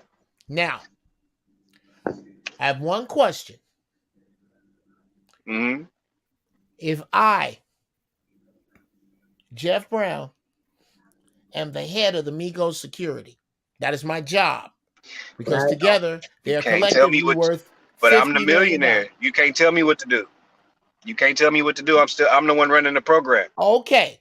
You run my security. You don't run my program. Absolutely. Absolutely. At that point, I have to step down and allow you to die like this. Because if I am the head of your security, rule number 1, no one within 100 yards of you will be armed other than my staff, with no exceptions. Exactly. To include you. That is how I keep you safe. I have an extra weapon for you if it gets that heavy. Right. Period. Brother, you not finna get around a foreign dignitary. You not finna get around a white man worth $15 million, and you got a gun on you and he don't know everything about you. Period. Exactly. Not you, not your homies. And this is why this boy is dead. And there is no... See, here's the issue, young Jedi. Your formula has what has happened was in it.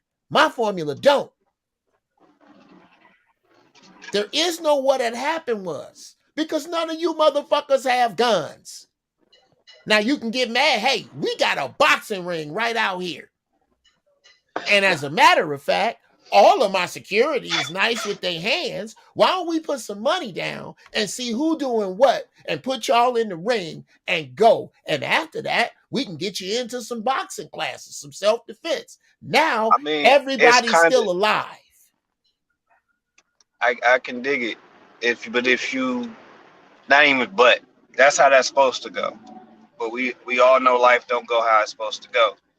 So definitely you ain't supposed to be, you ain't playing dice games is kind of pointless when you worth 50 million. Like, you know what I mean? When you worth that amount of money, like, why are you playing dice games in general? That's what I'm saying. Why? Because that's hilarious. Dice is only worth something if you gonna get in trouble with your woman. That's it. Right. But I'm saying, these niggas ain't got shit on it. Exactly. Well, it sounds like they just got caught up in emotions, and they probably been drinking, and they got caught up emotionally, and they took it too far. True. Come on. Like. That's it. You and both of you are right. You're exactly yes. Let's get together and understand that we are all right. Right. My issue is if you're gonna get upset and money is going to be involved, I'm going to take guns out of that equation. That's never a good to throw in the soup. Well, I want to ask a question. When you go to them Atlantic City, Las Vegas, you know, the casino place, Foxwood and all that stuff, and they got high roller areas. And you can't tell me they don't have high roller areas. They got them, you know, them quiet rooms with the high rollers in there playing. Yeah. Now, you want to play some dice or go to them high roller places where you know ain't no guns. Now you got something on it, Annis. Now you got something on it. You take your little funky $15 million in there, you can come out having to move into your mama's house after a few hands. Okay. That's what I'm saying. If you really want to gamble, you niggas want to gamble, or I can take you where it's 100,000 a roll. That's what I'm talking about. If you really want to put something on it. And you can, but that ain't what the homies. No, exactly, because you have the need to be envied. If I take you where I'm going, this Asian man that can buy you 300 times over, he got his money and he didn't have to get famous. He can spit on you and walk in a crowd and you couldn't find it. Exactly. That's where you need to be gambling. You don't need to be anywhere at night where you the richest motherfucker there. Except at home. Exactly. Period. Your ass need to be housed like a single woman, nigga. After 10 o'clock, we in the house. Ain't no good phone calls. No. No. You be out of Dodge. No. We can go anywhere if we control the environment. Exactly. All the niggas, ain't nobody in here. If you in here and Bruce House is thinking about whooping your ass, you snuck in here. This is all the niggas he want. This is so nigga friendly. Bruce's kids, Jeff's kids, the kids is here. That's how friendly this shit is. Now, when the kids go to bed, oh my God, it's going to be some butt naked midget fisting in this bitch. But we ain't got to be worried about getting shot at. Exactly. I don't give a fuck what they want to do. Yes, the answer is yes. You can have an orgy with the nastiest bitches in town as long as you get their consent. As long as they sign them consent forms, as long as they say any drugs they got, they brought with them. I don't care who fucks who, as long as I don't have to clean the curtains. I don't give a shit. But you're not going to have no guns in here. That is fucking that. That comes from Jeff Brown. I am either the head of your security or I am not. That is not negotiable. If somebody had that conversation, all three of them would be alive right now. Yeah. I think they have enough sense to run like that. But who knows? Maybe just that night they did. Maybe that's how they usually roll. We don't know. And that's the problem with the situations like this. Like, you don't really hear about them getting into it too often or nothing like that. They usually stay to their own. So the problem with this situation to me sound like, you know, it's one of them times you just don't make it home. Because you ain't, like I said, you ain't playing dice. You going to a public bowling alley, like you said, you didn't shut it down. So the fact that you didn't shut it down means you knew who was going to be there. You got invited to that bowling alley. Because ain't nobody up there got enough money to play with you like that. So whoever you was playing dice with had to have some bread. Y'all wasn't throwing no ones down. So y'all was in a circle of people. It was people with money in a circle with people with money. You can't. And that invited you. You feel me? So it should have been what it was. It should have been friendly. But one of them times somebody messed up. But like I said, if they ended up being right and you got shot by somebody that was behind you, pulled out his gun and just shot before he was supposed to, before he took his real aim, then one of them times you just didn't make it home. No, well, let me extinguish that. I'm gonna give everybody their guns. Everybody got their guns. This is going exactly how you said, Bruce. I'm going to shut all that other shit down with 2 words. Off duty. That stopped every nigga in his tracks. I done seen niggas about to throw him. Seen niggas about to, I'll go to my trunk. And a brother was pumping his gas to say off duty. Them niggas went cool because they know this nigga right here didn't have to say that. He could have got on his cell phone and made it fucking happen. Don't nobody want to go to jail.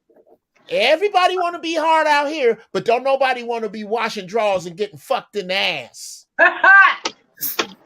No, nobody want that part of it.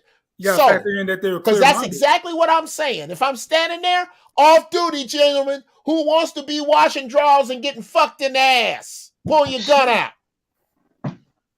Now, let's have a nice evening. We take this shit somewhere else. Nigga shit like that, I just don't see why that even excites you still. Like, I mean, but I guess something got to excite you. You feel me? You got it.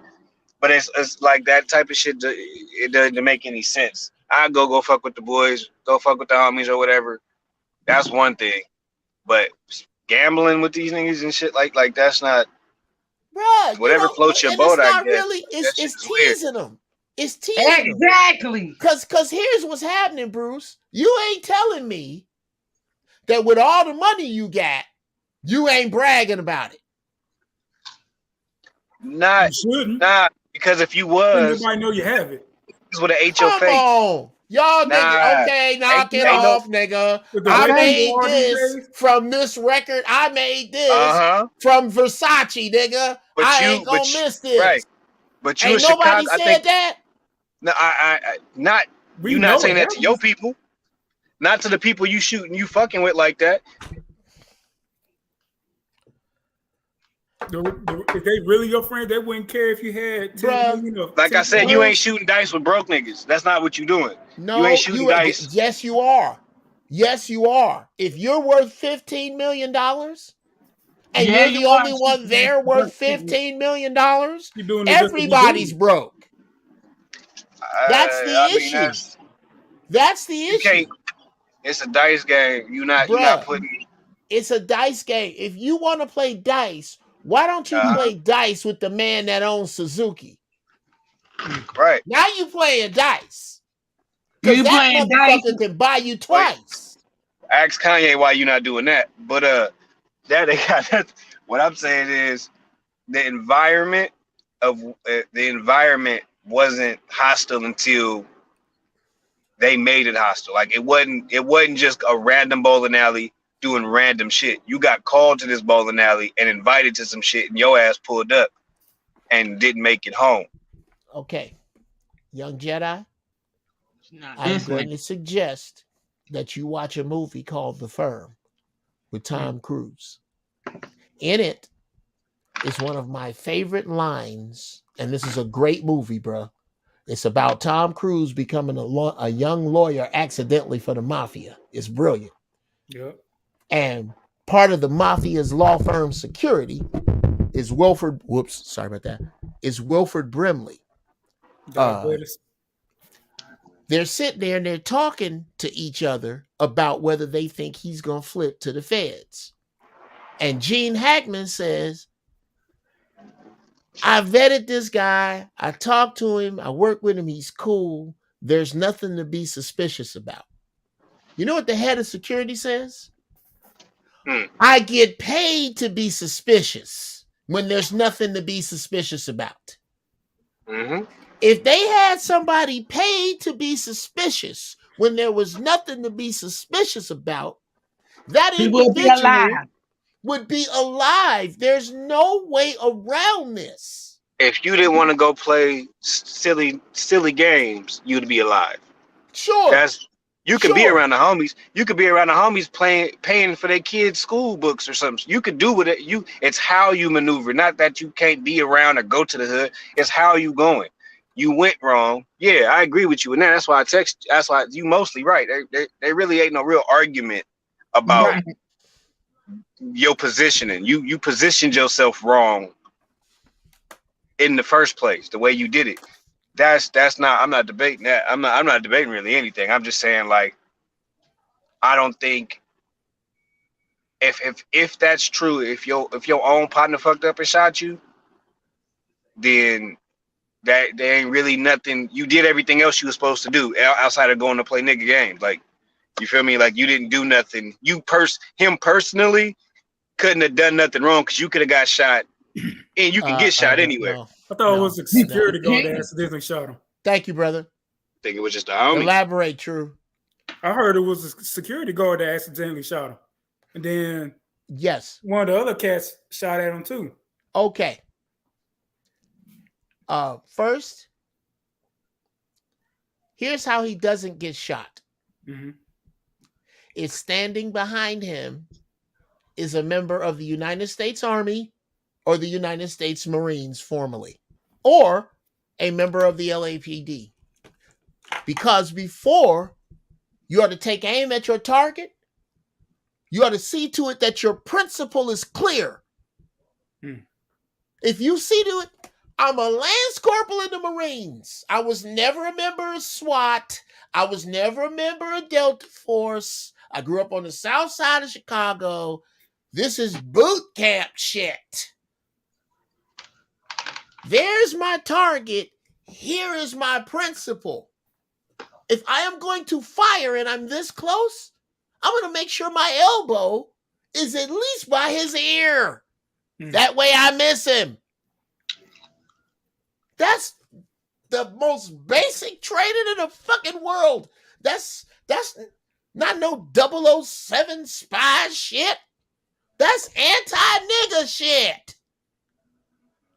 If you are going to fire upon someone who is firing upon your principle, clear your principle. Lay on the nigga. Kick him in the balls. Make him go down. Smack him in the head. Pull him. Get him out of the way. You're about to fire. But for God's sake, don't shoot him in the back of the fucking head. For God's sake. Yes, here's the best thing you can do for a friend that has a gun that's behind you. Either empty the gun or take it from him. That's it. There is no other way around this. There is no there is no 10%. This is a security breach. If you are going, I'm going to promise you, if you're going to have a firearm around me, I'm going to know you know what the fuck you doing. Right. The only people around me who have firearms know what they're doing. If my brother-in-law had been standing behind him, he would be alive today. If my brother-in-law had to return fire, if my cousin had to return fire, if any of my friends, if any of my comedian friends who fire weapons had to return fire, he would be alive today because all of them are trained and basically trained. I'm not talking about us sneaking out and doing maneuvers in the woods on the weekends. I'm talking about going to the range on a regular. Secure the principle. Secure the money. Nigga! This is nigga shit 101. Oh yeah, this is definitely nigga shit. You know, bullets ain't got no name and niggas ain't got no aim. You know how that go? Exactly. So, I'm not, again, I'm looking at this as simply as possible. From the not even Yogi Fish, not even from a black thing, from a station thing. When you get to a certain station, the air is just thin. It just fucking is. You can't, and I know, these brothers are probably grasping for some sort of realism because of how much success they've had. Exactly. How far their feet don't walk on the ground. But it's going to be like that until most people don't give a fuck about them. And that's coming. Keep living. You other two, keep living. There will be a time when no one gives a fuck about you and you can settle down. Yep. That time's just not now. Yeah, because Jay-Z, when I think his grandmother used to live here in Trenton. And I think that's when his mama sent him. Where he used to live? Used to East Trenton, Miller Homes. Jay-Z in Trenton. Yes, in Trenton. It's Trenton. Anywho, he swung drugs out East Trenton and North Trenton and stuff, and hung with all the boys, and all the dudes that he hung with. I went to school with him. Jay-Z has not been back in Trenton to hang with these fools. Why? Because he done got on the top, and somebody gonna be here to kill him. Yeah. So why would, if I'm rich and there's something going on at a bowling alley, I'm shutting that whole bowling alley, and every exit gonna have a security guard. Trust me, ain't nothing going down, and you're gonna get patted when you come in. You're gonna get patted down, plain and simple. Well, so I can stay alive and everybody else stay alive. Let's go back. Let's go back to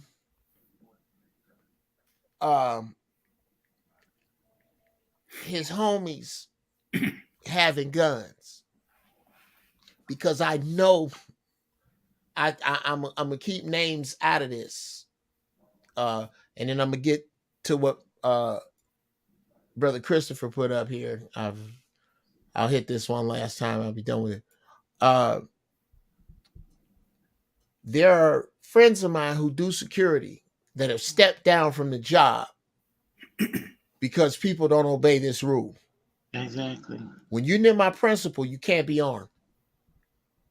Right. Period. I don't know what your level of training is.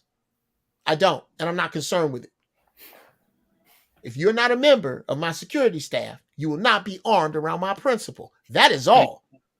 The president rolls like that. Usher rolls like that.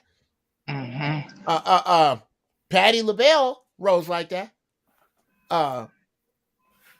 There's a number of people that roll where their security is not. Ice Cube roll like that. Ice Cube roll with FOI. They not playing no games. They are not with the games. It's not happening. Indeed. It's not. If the Migos had FOI as their security, I promise you that wouldn't have happened. I promise you it would not have happened. This is not. It just won't. I don't care who your homies are. I don't care. Do you want to die or not? If I could show you in a crystal ball 24 hours before this happens, should your friends have guns around or not? You're going to get shot in the back of the head in 18 hours. Should your friends have guns or not? Maybe not. Well, here's a way to see into the future. Trust a motherfucker that's been through the past.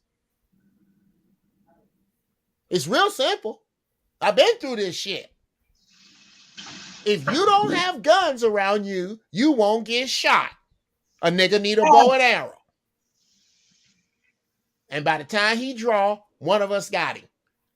We have to have the upper hand. We do not, a gunfight should surprise us as your security. That's it. If you don't want me to do this, I can read about you. Because that's where we are. And you said they quit because some people didn't want to. Yes, there are some celebrities that could not obey. Name the celebrity without naming your guy. I can't exactly. I can't. If I name the celebrity, I'm naming the guy. I'm naming the event. Okay. And the thing is, a few of this have. Yeah, Young Jedi. This my guy.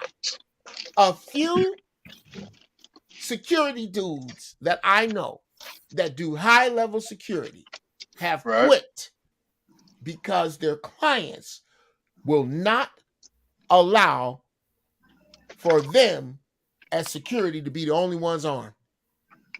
Okay, then you on your own, and shit like last night happened. There's no way you're gonna hire security and then prevent them from doing their job. Well, no, that's the first thing I said to Jeff is when I said, I'll pay you. You keep me safe, but I run the program, and you're gonna keep me safe within the time. So what I heard was what the security guard said. He said most of the time security ain't being able to protect the ignominy of paying you.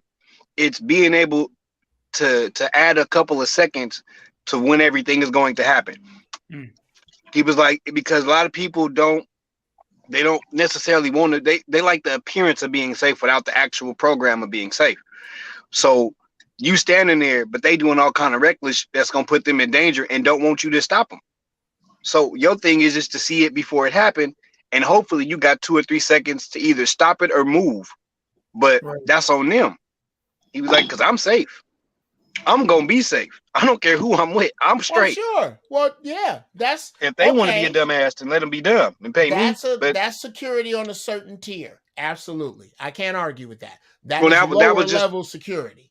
Nah, that's somebody that was like, if this is what you paying me for, this is what you paying me for. I can't stop you from going, but I'm telling you now, if we go here, it's not cool. Now, all I can do is what I can do at this point. I'm not quitting. Basically, what he's saying was, I'm not quitting. I'm getting paid too much to be quitting. You want to go somewhere where I'm telling you that's dumb, that this is dumb. Oh, that's security headaches. Not the same thing. I know security headaches. Here, I'll just out Chuck White and Sinbad because I was there when it happened.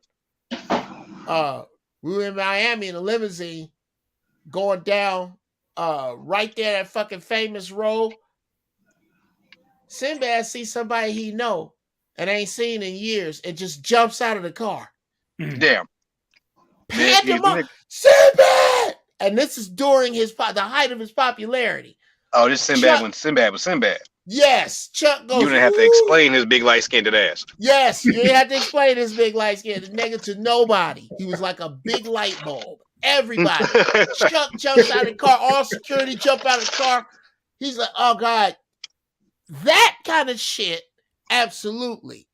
Yeah. This kind of shit, absolutely. No one within 100 yards will have a firearm other than me or my staff. Right. Not that kind of shit. No. I'm talking about that kind of shit. I'm not talking about celebrity shit.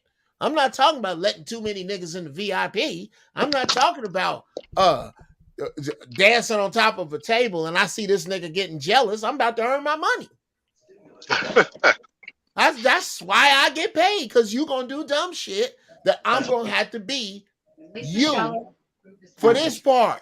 I might have to be you for that part.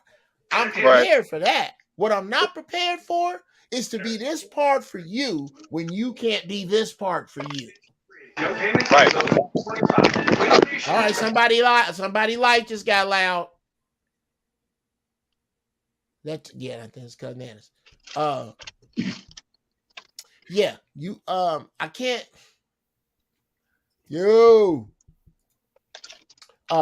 She muted. I can't. Yeah, I had to. Life got loud. I mean, I was just saying I understand it.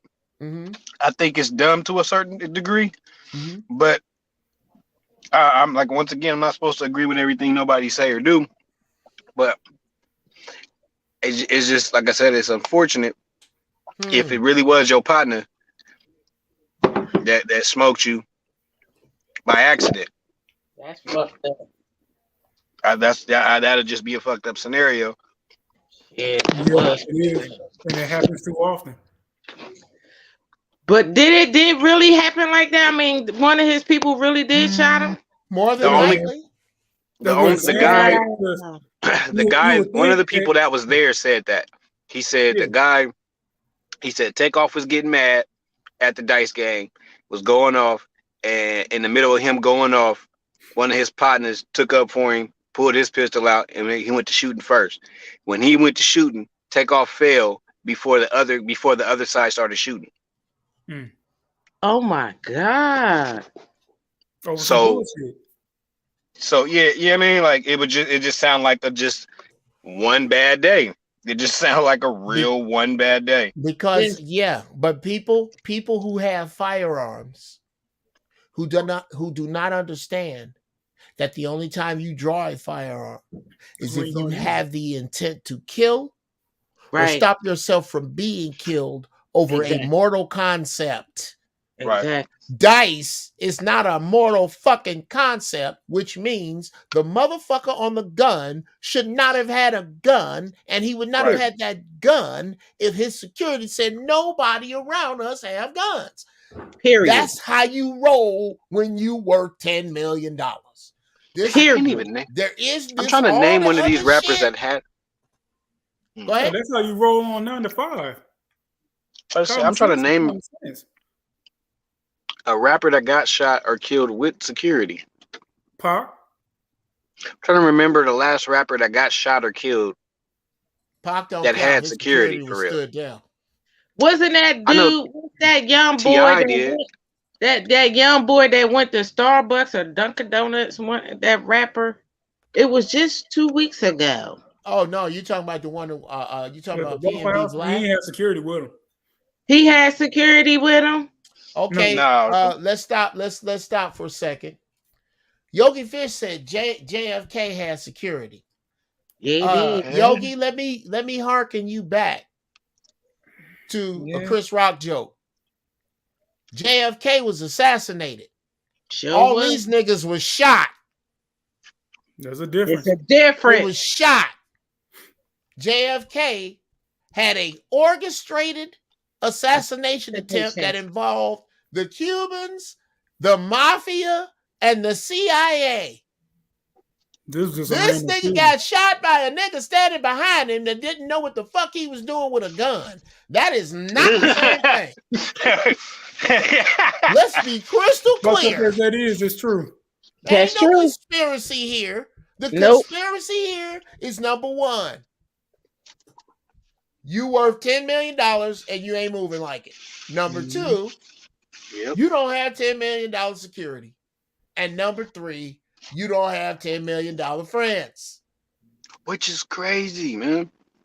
That shit is crazy. Because niggas is hella hard until they see something that they don't want, until they see something with a badge or some type of credentials. That's killing me with that bullshit. But, but if you're worth $10 million, you know you can't go to the corner. You can't. If you're worth $10 million, you can't go to a dollar corner store. If you're worth $10 million, you can't go to a $50 mall. You can't. Well, you gotta know how to move. Let you shut it down.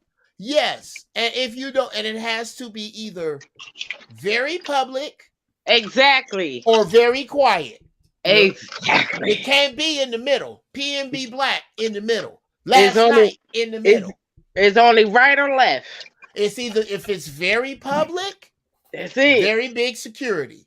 If it's very private, tight security, just mine. That's how you roll, period. I'm sorry. If you don't want this, turn it all in and go work for UPS. Hello. God damn it, Bobby. Baby needs security too. Nigga, you know what the season's about to be. Right? Nigga, that's what it is. Okay, these people is fucking, you got people right around you starving. Yeah. Hello. That's all this is. Whose bullet killed him? Just hearing stories at this point. Yes, but all the stories point in the same direction. He was shot in the back of the head. Yep. Which only adds that there's only one dude back there. Okay. Everybody behind him, we can check everybody's gun if we need to, but everybody knows who shot from behind. Right. Yeah. Whether it was Oswald or the mafia, that's what happened. He's just as dead. Yep. He's just as dead because the dude behind him didn't clear the principal. Bring him down. Bring him out. God damn it. Bring him back. And then do what you're doing. Exactly. If it's in a rush, you do them at the same time. But you don't do this before you do that. You snatch and grab and then snatch and grab and let it loose. That's it. If I got to let it loose and I'm defending you, bro, if it's my wife, I'm going to pull you behind me. Exactly. But if she like me, we fighting side by side, bruh. Okay. You feel me? Christopher Perkins is hell-bent on making this right. He was shot in the neck. It was a ricochet off the floor, Jeff, that would not have come from my gun, Christopher. Do you know why? Because it would have had to ricochet off the floor, off the ceiling, behind me off the floor again and into the back of my wife's head. Do you know why? Because I'm not going to shoot to defend my wife while she's in front of me. You damn There's right. no, what the fuck? What, dude, there's no right in his friend having a gun and not knowing that. I don't care what the fuck the floor is made out of. Since people tend to look at celebrities as less than human and more just an asset, the dudes who have been treating them like an asset and got in front of them. How about it? Well, see, now, brother, that's trained. Here's when you're using your body as a shield. Mm-hmm. You use your body as a shield when guns are a surprise. Mm-hmm. You don't just go throwing motherfuckers behind your back when everybody got guns. Mm. When you see that happen, when you see a president being shielded by bodies, it is because whoever has the gun is a pro. Mm-hmm. Whoever, we have to shield you because we know that there aren't 50 guns out here. If there are, they belong to us. Mm-hmm. We know that already. So that's why we're shielding you. We ain't shielding your body like this if there's a fucking liberation army out here. We're going to get you to a safer position, which is away from here, and we're going to fortify this position if we have to fight from here. Exactly. That's the get down. And nigga, that's what they're teaching you during that 11 weeks of Marine Corps boot camp over 30 years ago. I ain't writing Tom Clancy novels. This is simple, elementary shit. It's not that hard. It's not. Everybody keep trying to make it about, well, you know, this is homies and the gun and all of this equals more of this. There you go. If you want to get what you get, keep doing what you're doing. If you like what you're getting, if you like the fact that, well, shit happens, then keep doing this. This is how shit happens. Now, if you want to be worth a lot of money and stay alive, everybody around me that's not at target practice, that's not at a range with me, that is not part of my security, put your shit out there. Subject today is about the Migos. YouTube. Oh my good Lord. My family is ghetto. I love niggas. I love Annis, bruh. Annis, and you know what? Annis is not even. Annis is my family by marriage. Mm-hmm. But nigga, even in features, I'm telling you, she could just stand over with these rowdy ass niggas from Chicago and she would go plop. I would pop her right between my cousin Melinda and my cousin Mildred. Just love you, ghetto, but a sick they fucking dog on you. That's who Annis is. Love you. I'm like a pit bull foaming at the mouth. You understand? Yeah. Well, that's how I am. I'm 55 years old. I need you to control your world sometime, Annis. That's now. I shut the door. Let's get back to not so much that we done beat up the Migos. Can I count on you people to at least try this Black Friday coming to get up early in the morning and only support Black business that day? Of course. I got some I got these pictures I want to get my kids, and I know it's gonna be a sale, so that's what I'm gonna do. Cause they got everything for winter already. I don't even play Black Friday. Like I don't be playing these little weird holidays and shit like that. Yeah. But I do want to wait for this sale that this Black painter got. I think his name is Jabri. I don't know if you've seen him. He be making some like dope African stuff. Dude is sick. Well, dude, but leave a link in the comments of this video. I have no idea how to do that, but anybody find me at 8 Award on my Instagram, I can send it directly to you.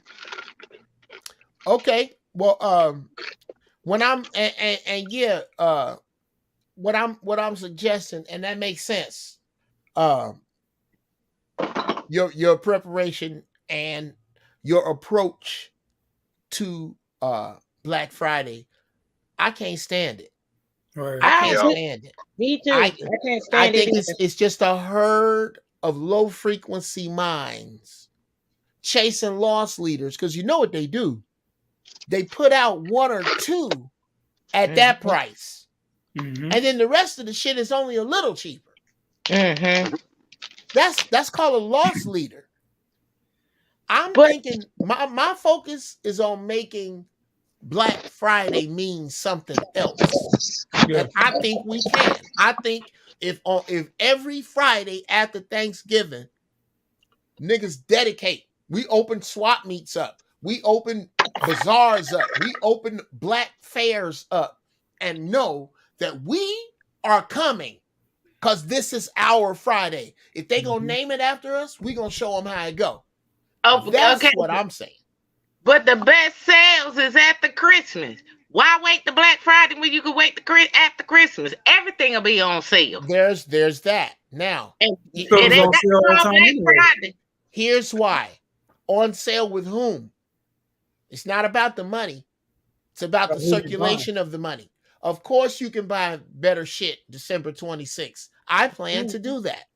However, I plan to take some of my budget, some of my money, if not at least half, and go, what the fuck do I have that I can start trading with black people for?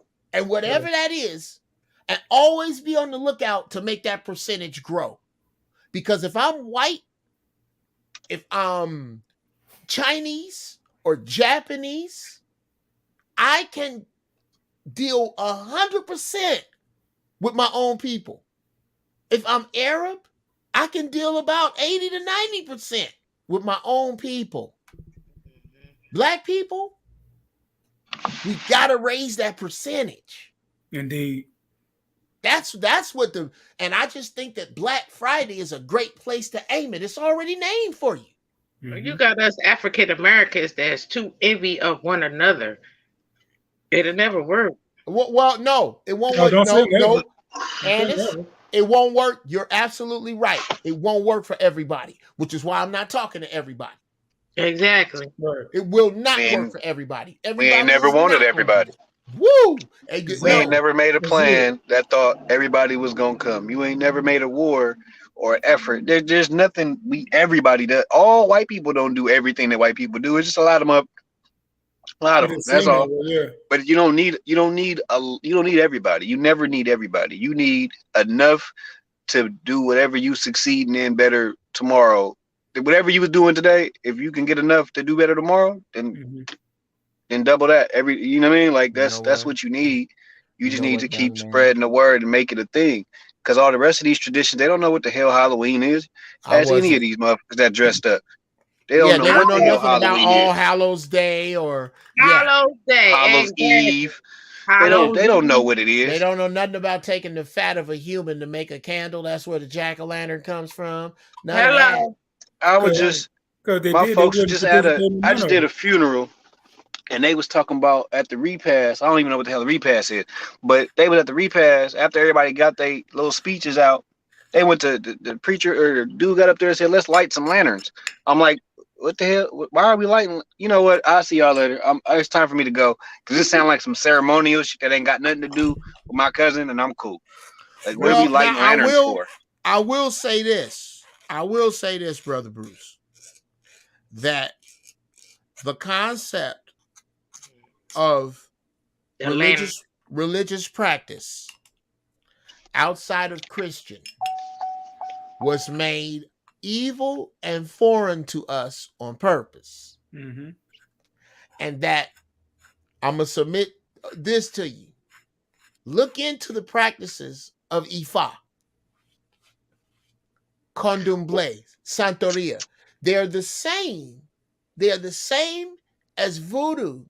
But we were taught that voodoo is evil. Voodoo is bad. When really, all it is a different name for the use of the same elements that the same motherfuckers who gave you Christianity are using against you presently.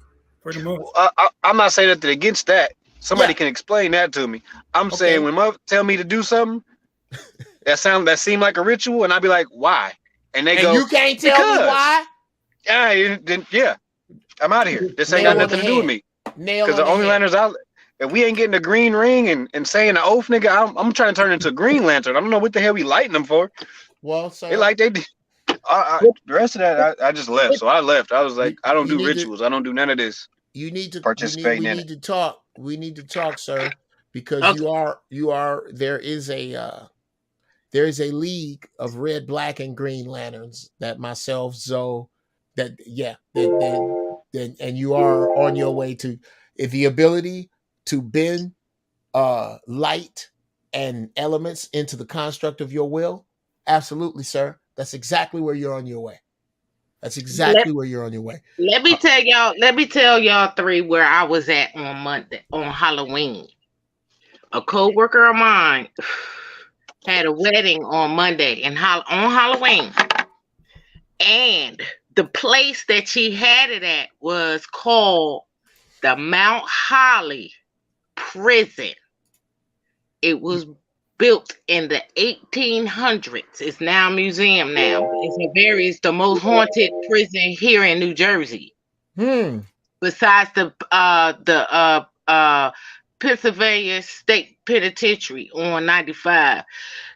My Holly prison was haunted because of this serial killer that was going around killing people in Jersey and stuff, and he was the first dude that got hung on the gallows. So the wedding was on the gallows on Monday. Damn. And I was intrigued because I seen this place on Ghost Hunters and all this, and I was very intrigued, and I wanted to go inside. My girlfriend didn't want to go in there. She said, I was raised in Mount Holly, and she didn't want to go in there. So I was intrigued on the outside and all this stuff. How about one of the ladies that was at the wedding, nothing in her way, nothing. Next thing you know, she was on the ground. We was like, how did you get down there on the ground? This is an even ground. Stretched out like Jesus was on the cross.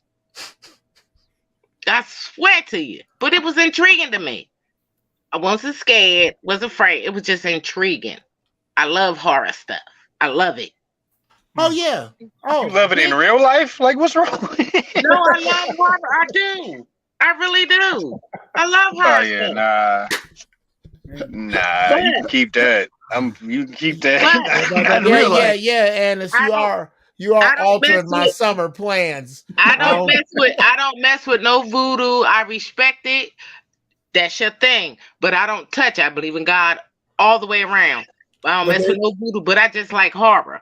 That's just the thing. They taught people that everything that's black is evil and it's backwards. Exactly. Voodoo came from us. It's just that we lack knowledge of it. But if you don't know what you're doing, you don't mess with it. Right? You understand? No, absolutely. If you're gonna learn, you gotta learn about it. People avoid it. I can learn about it, but I still won't use it because my grandmother said, because they dibble dabble back in the day. My grandmama, Big Mama, she said you don't mess with that kind of stuff because that kind of stuff, them people sold they souls. See, that's the same thing. That. My mama said that could be something she told you just to scare you. No, they did sell their soul, honey, because some things that they do is very unspeakable. Okay, I like the turn we're taking. Slow down. I have a little information on it, not very much. I want to hear from Bruce, and then True, and then I'll say what I got to say. And go ahead, Bruce. I was just gonna say when my kid's mom. Well, when I was little, I used to like astrology a lot, and when I got my kid's mom, she liked it, and she was going to explore it. Like she wanted to actually really learn it, because my theory was as simple as if the almanac is always right, and that's just based on this astrology, then how can astrology not be accurate? So she wanted to study it. And I tell my mom this, and my mom goes, "Oh, you're not supposed to look up." I say, "Wait, what?" Yeah, Pastor told us not to look up when we was little. That's evil people look up. Like What? to read this, to do what? Look, what are you talking? Reading the stars and all of that. You're not supposed to be doing that. What? I said, look, listen here. He told you to do something that's just because. Like that's not a thing. Just to say, well, there's no why, there's no rhyme or reason. I'm like, Actually, sadly, there is a why, brother. There is a why. Well, I mean, and I'm gonna tell you when you get finished why black people weren't allowed to look up. But go ahead.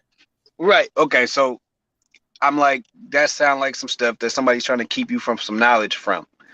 That's what it sounds like to me. Yeah. And if that's all she's doing, if we get to something dangerous, I'm sure she'll tell me, and then we can knock it off from there. But until then, it's just gaining knowledge, and there's nothing wrong with seeking knowledge for the purpose of knowing. Right. Nothing.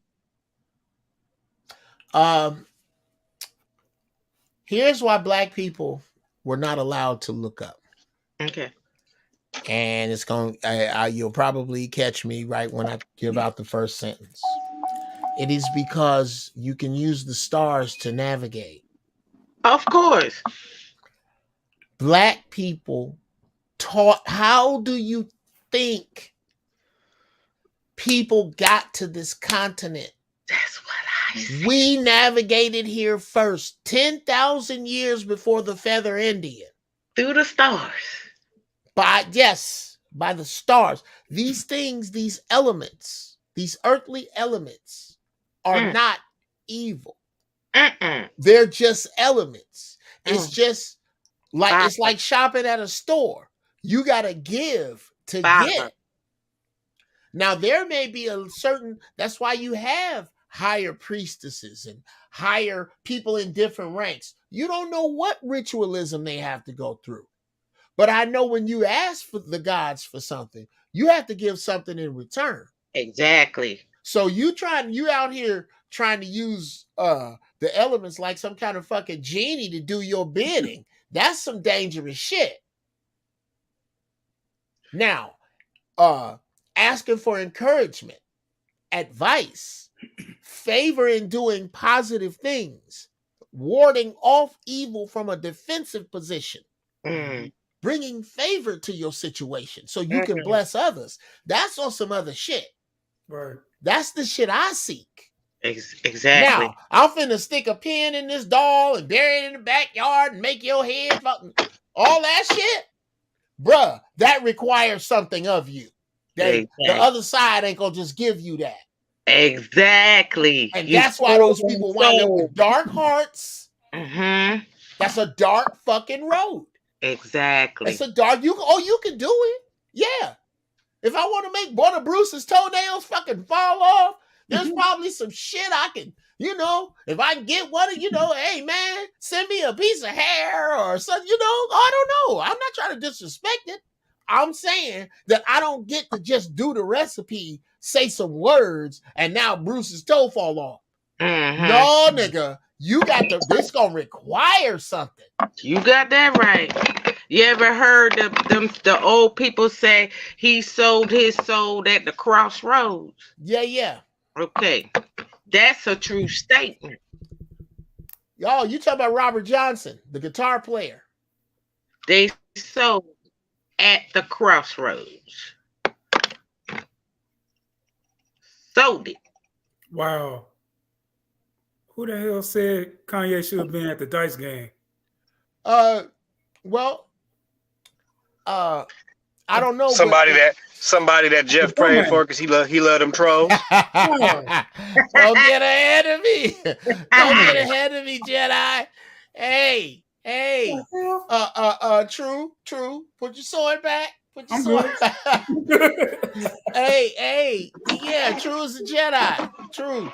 Oh yeah, Doc. I got you covered. Your shea butter's free. I'm gonna bid you. You don't owe me nothing because how long you had to wait. I'm gonna stack you up. Appreciate that. Put your sword away. Let's talk, Brother Smoke. Let's talk about it. Now, elaborate on what you mean by that. If we can go back and forth a little bit on the elaboration, and then I'm going to invite you in. if you don't come in, I don't have to take you serious. Okay? Hello. Now here is where I need everybody to go get everybody you know to come in here now, because the smoke Wow. has announced himself as a master troll to the fire. Oh, Sookie now. Oh yeah, you about to see what happens when a big bat hits a wood chipper. It's I would love to hear what it is you have to say. And I challenge you, Smoke. There is nothing that you will type that I will not make into a lesson that blesses these people. I challenge you. And if you're not careful, I'll read your tea leaves. You ready? Start pecking. I challenge you. As a matter of fact, you're not enough. If you know another troll, bring them in here. I got some time. I'm going to go on and bless these people with your foolishness. I dare you. I double dog dare you. Now, that out of the way, what I don't think is looked at enough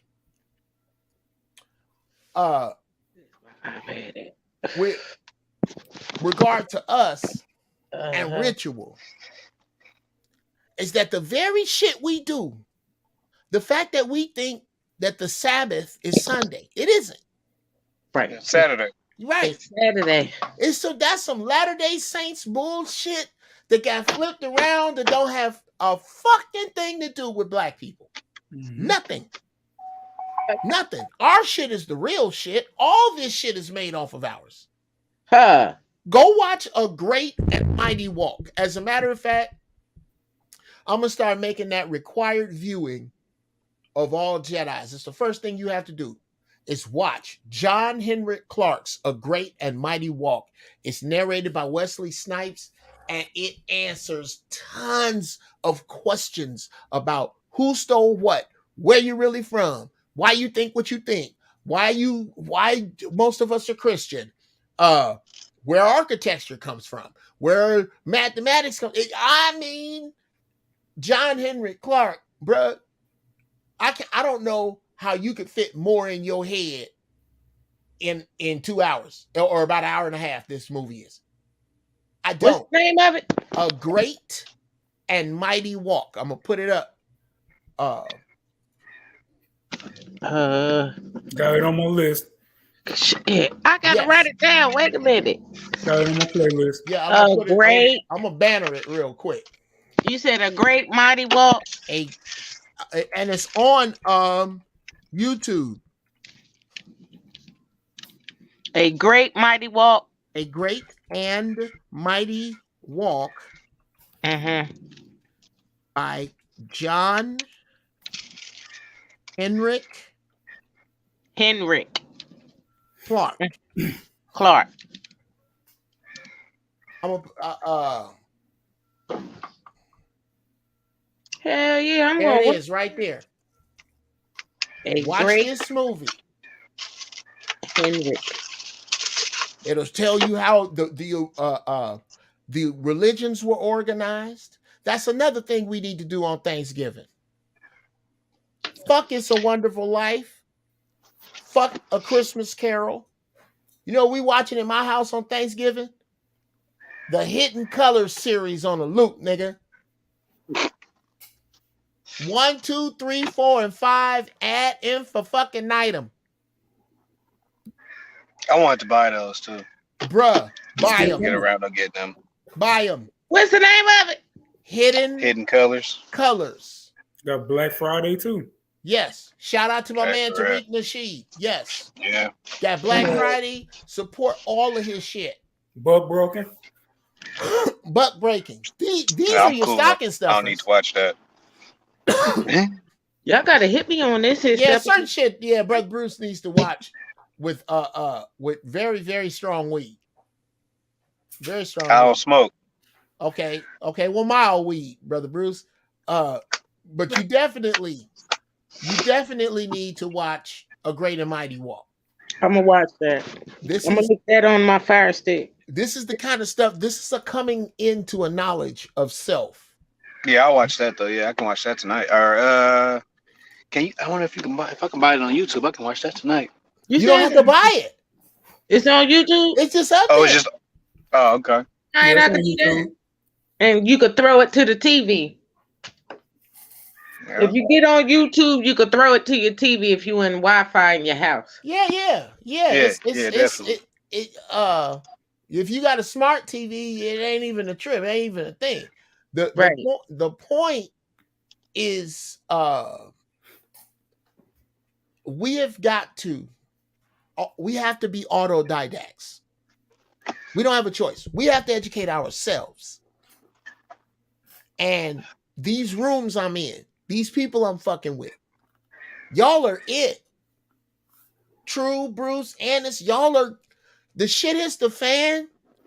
The shit hits the fan tonight. Bruce, I don't know how big the unit is, but you in charge of the fucking security. I don't even know who it is. I don't know who your niggas are. But I know if we got to go get some food, I'm going to bring this crazy nigga Bruce with me. Okay. Exactly how my kid's mama feel. Right. That's how she's supposed to feel. Mm-hmm. But that comes with a price for her. That is not my price. Now, that's a whole nother, that's on some other shit. But for surely. We are it. We're it. So we have to do these things. We have to be able to. If you're going to lead, you can't lead with, shit happens. Nope. Not from a leader's position. That's my job. I have to minimize how much shit happens. Right. Because shit's going to happen. You got that right. Shit's going to happen. You got the brace for the shit that's going to happen. I have to be ready. So, we can, as a matter of fact, I think that'll be a great Sunday as I kick all of you the fuck out of here, who I love very much. Thank y'all so much. We finna go into fucking shit. Almost 3 hours because I didn't start right off. But these cats here, True, Bruce, Annis, I hope we can get to the point where y'all see this as seriously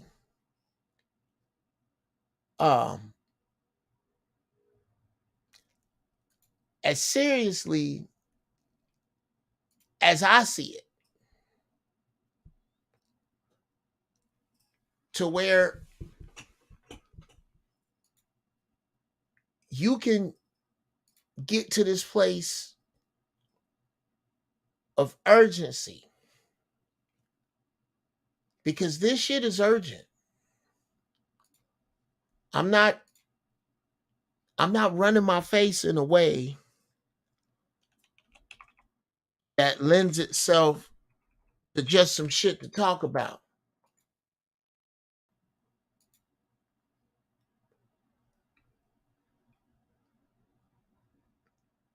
This is really now. It's going down. We're going to have to be prepared to help one another. We're going to have to be prepared to live and die for one another. It's really going to get down to that. It's really going to be that big. And if there can be one theme to the shit that I have to say,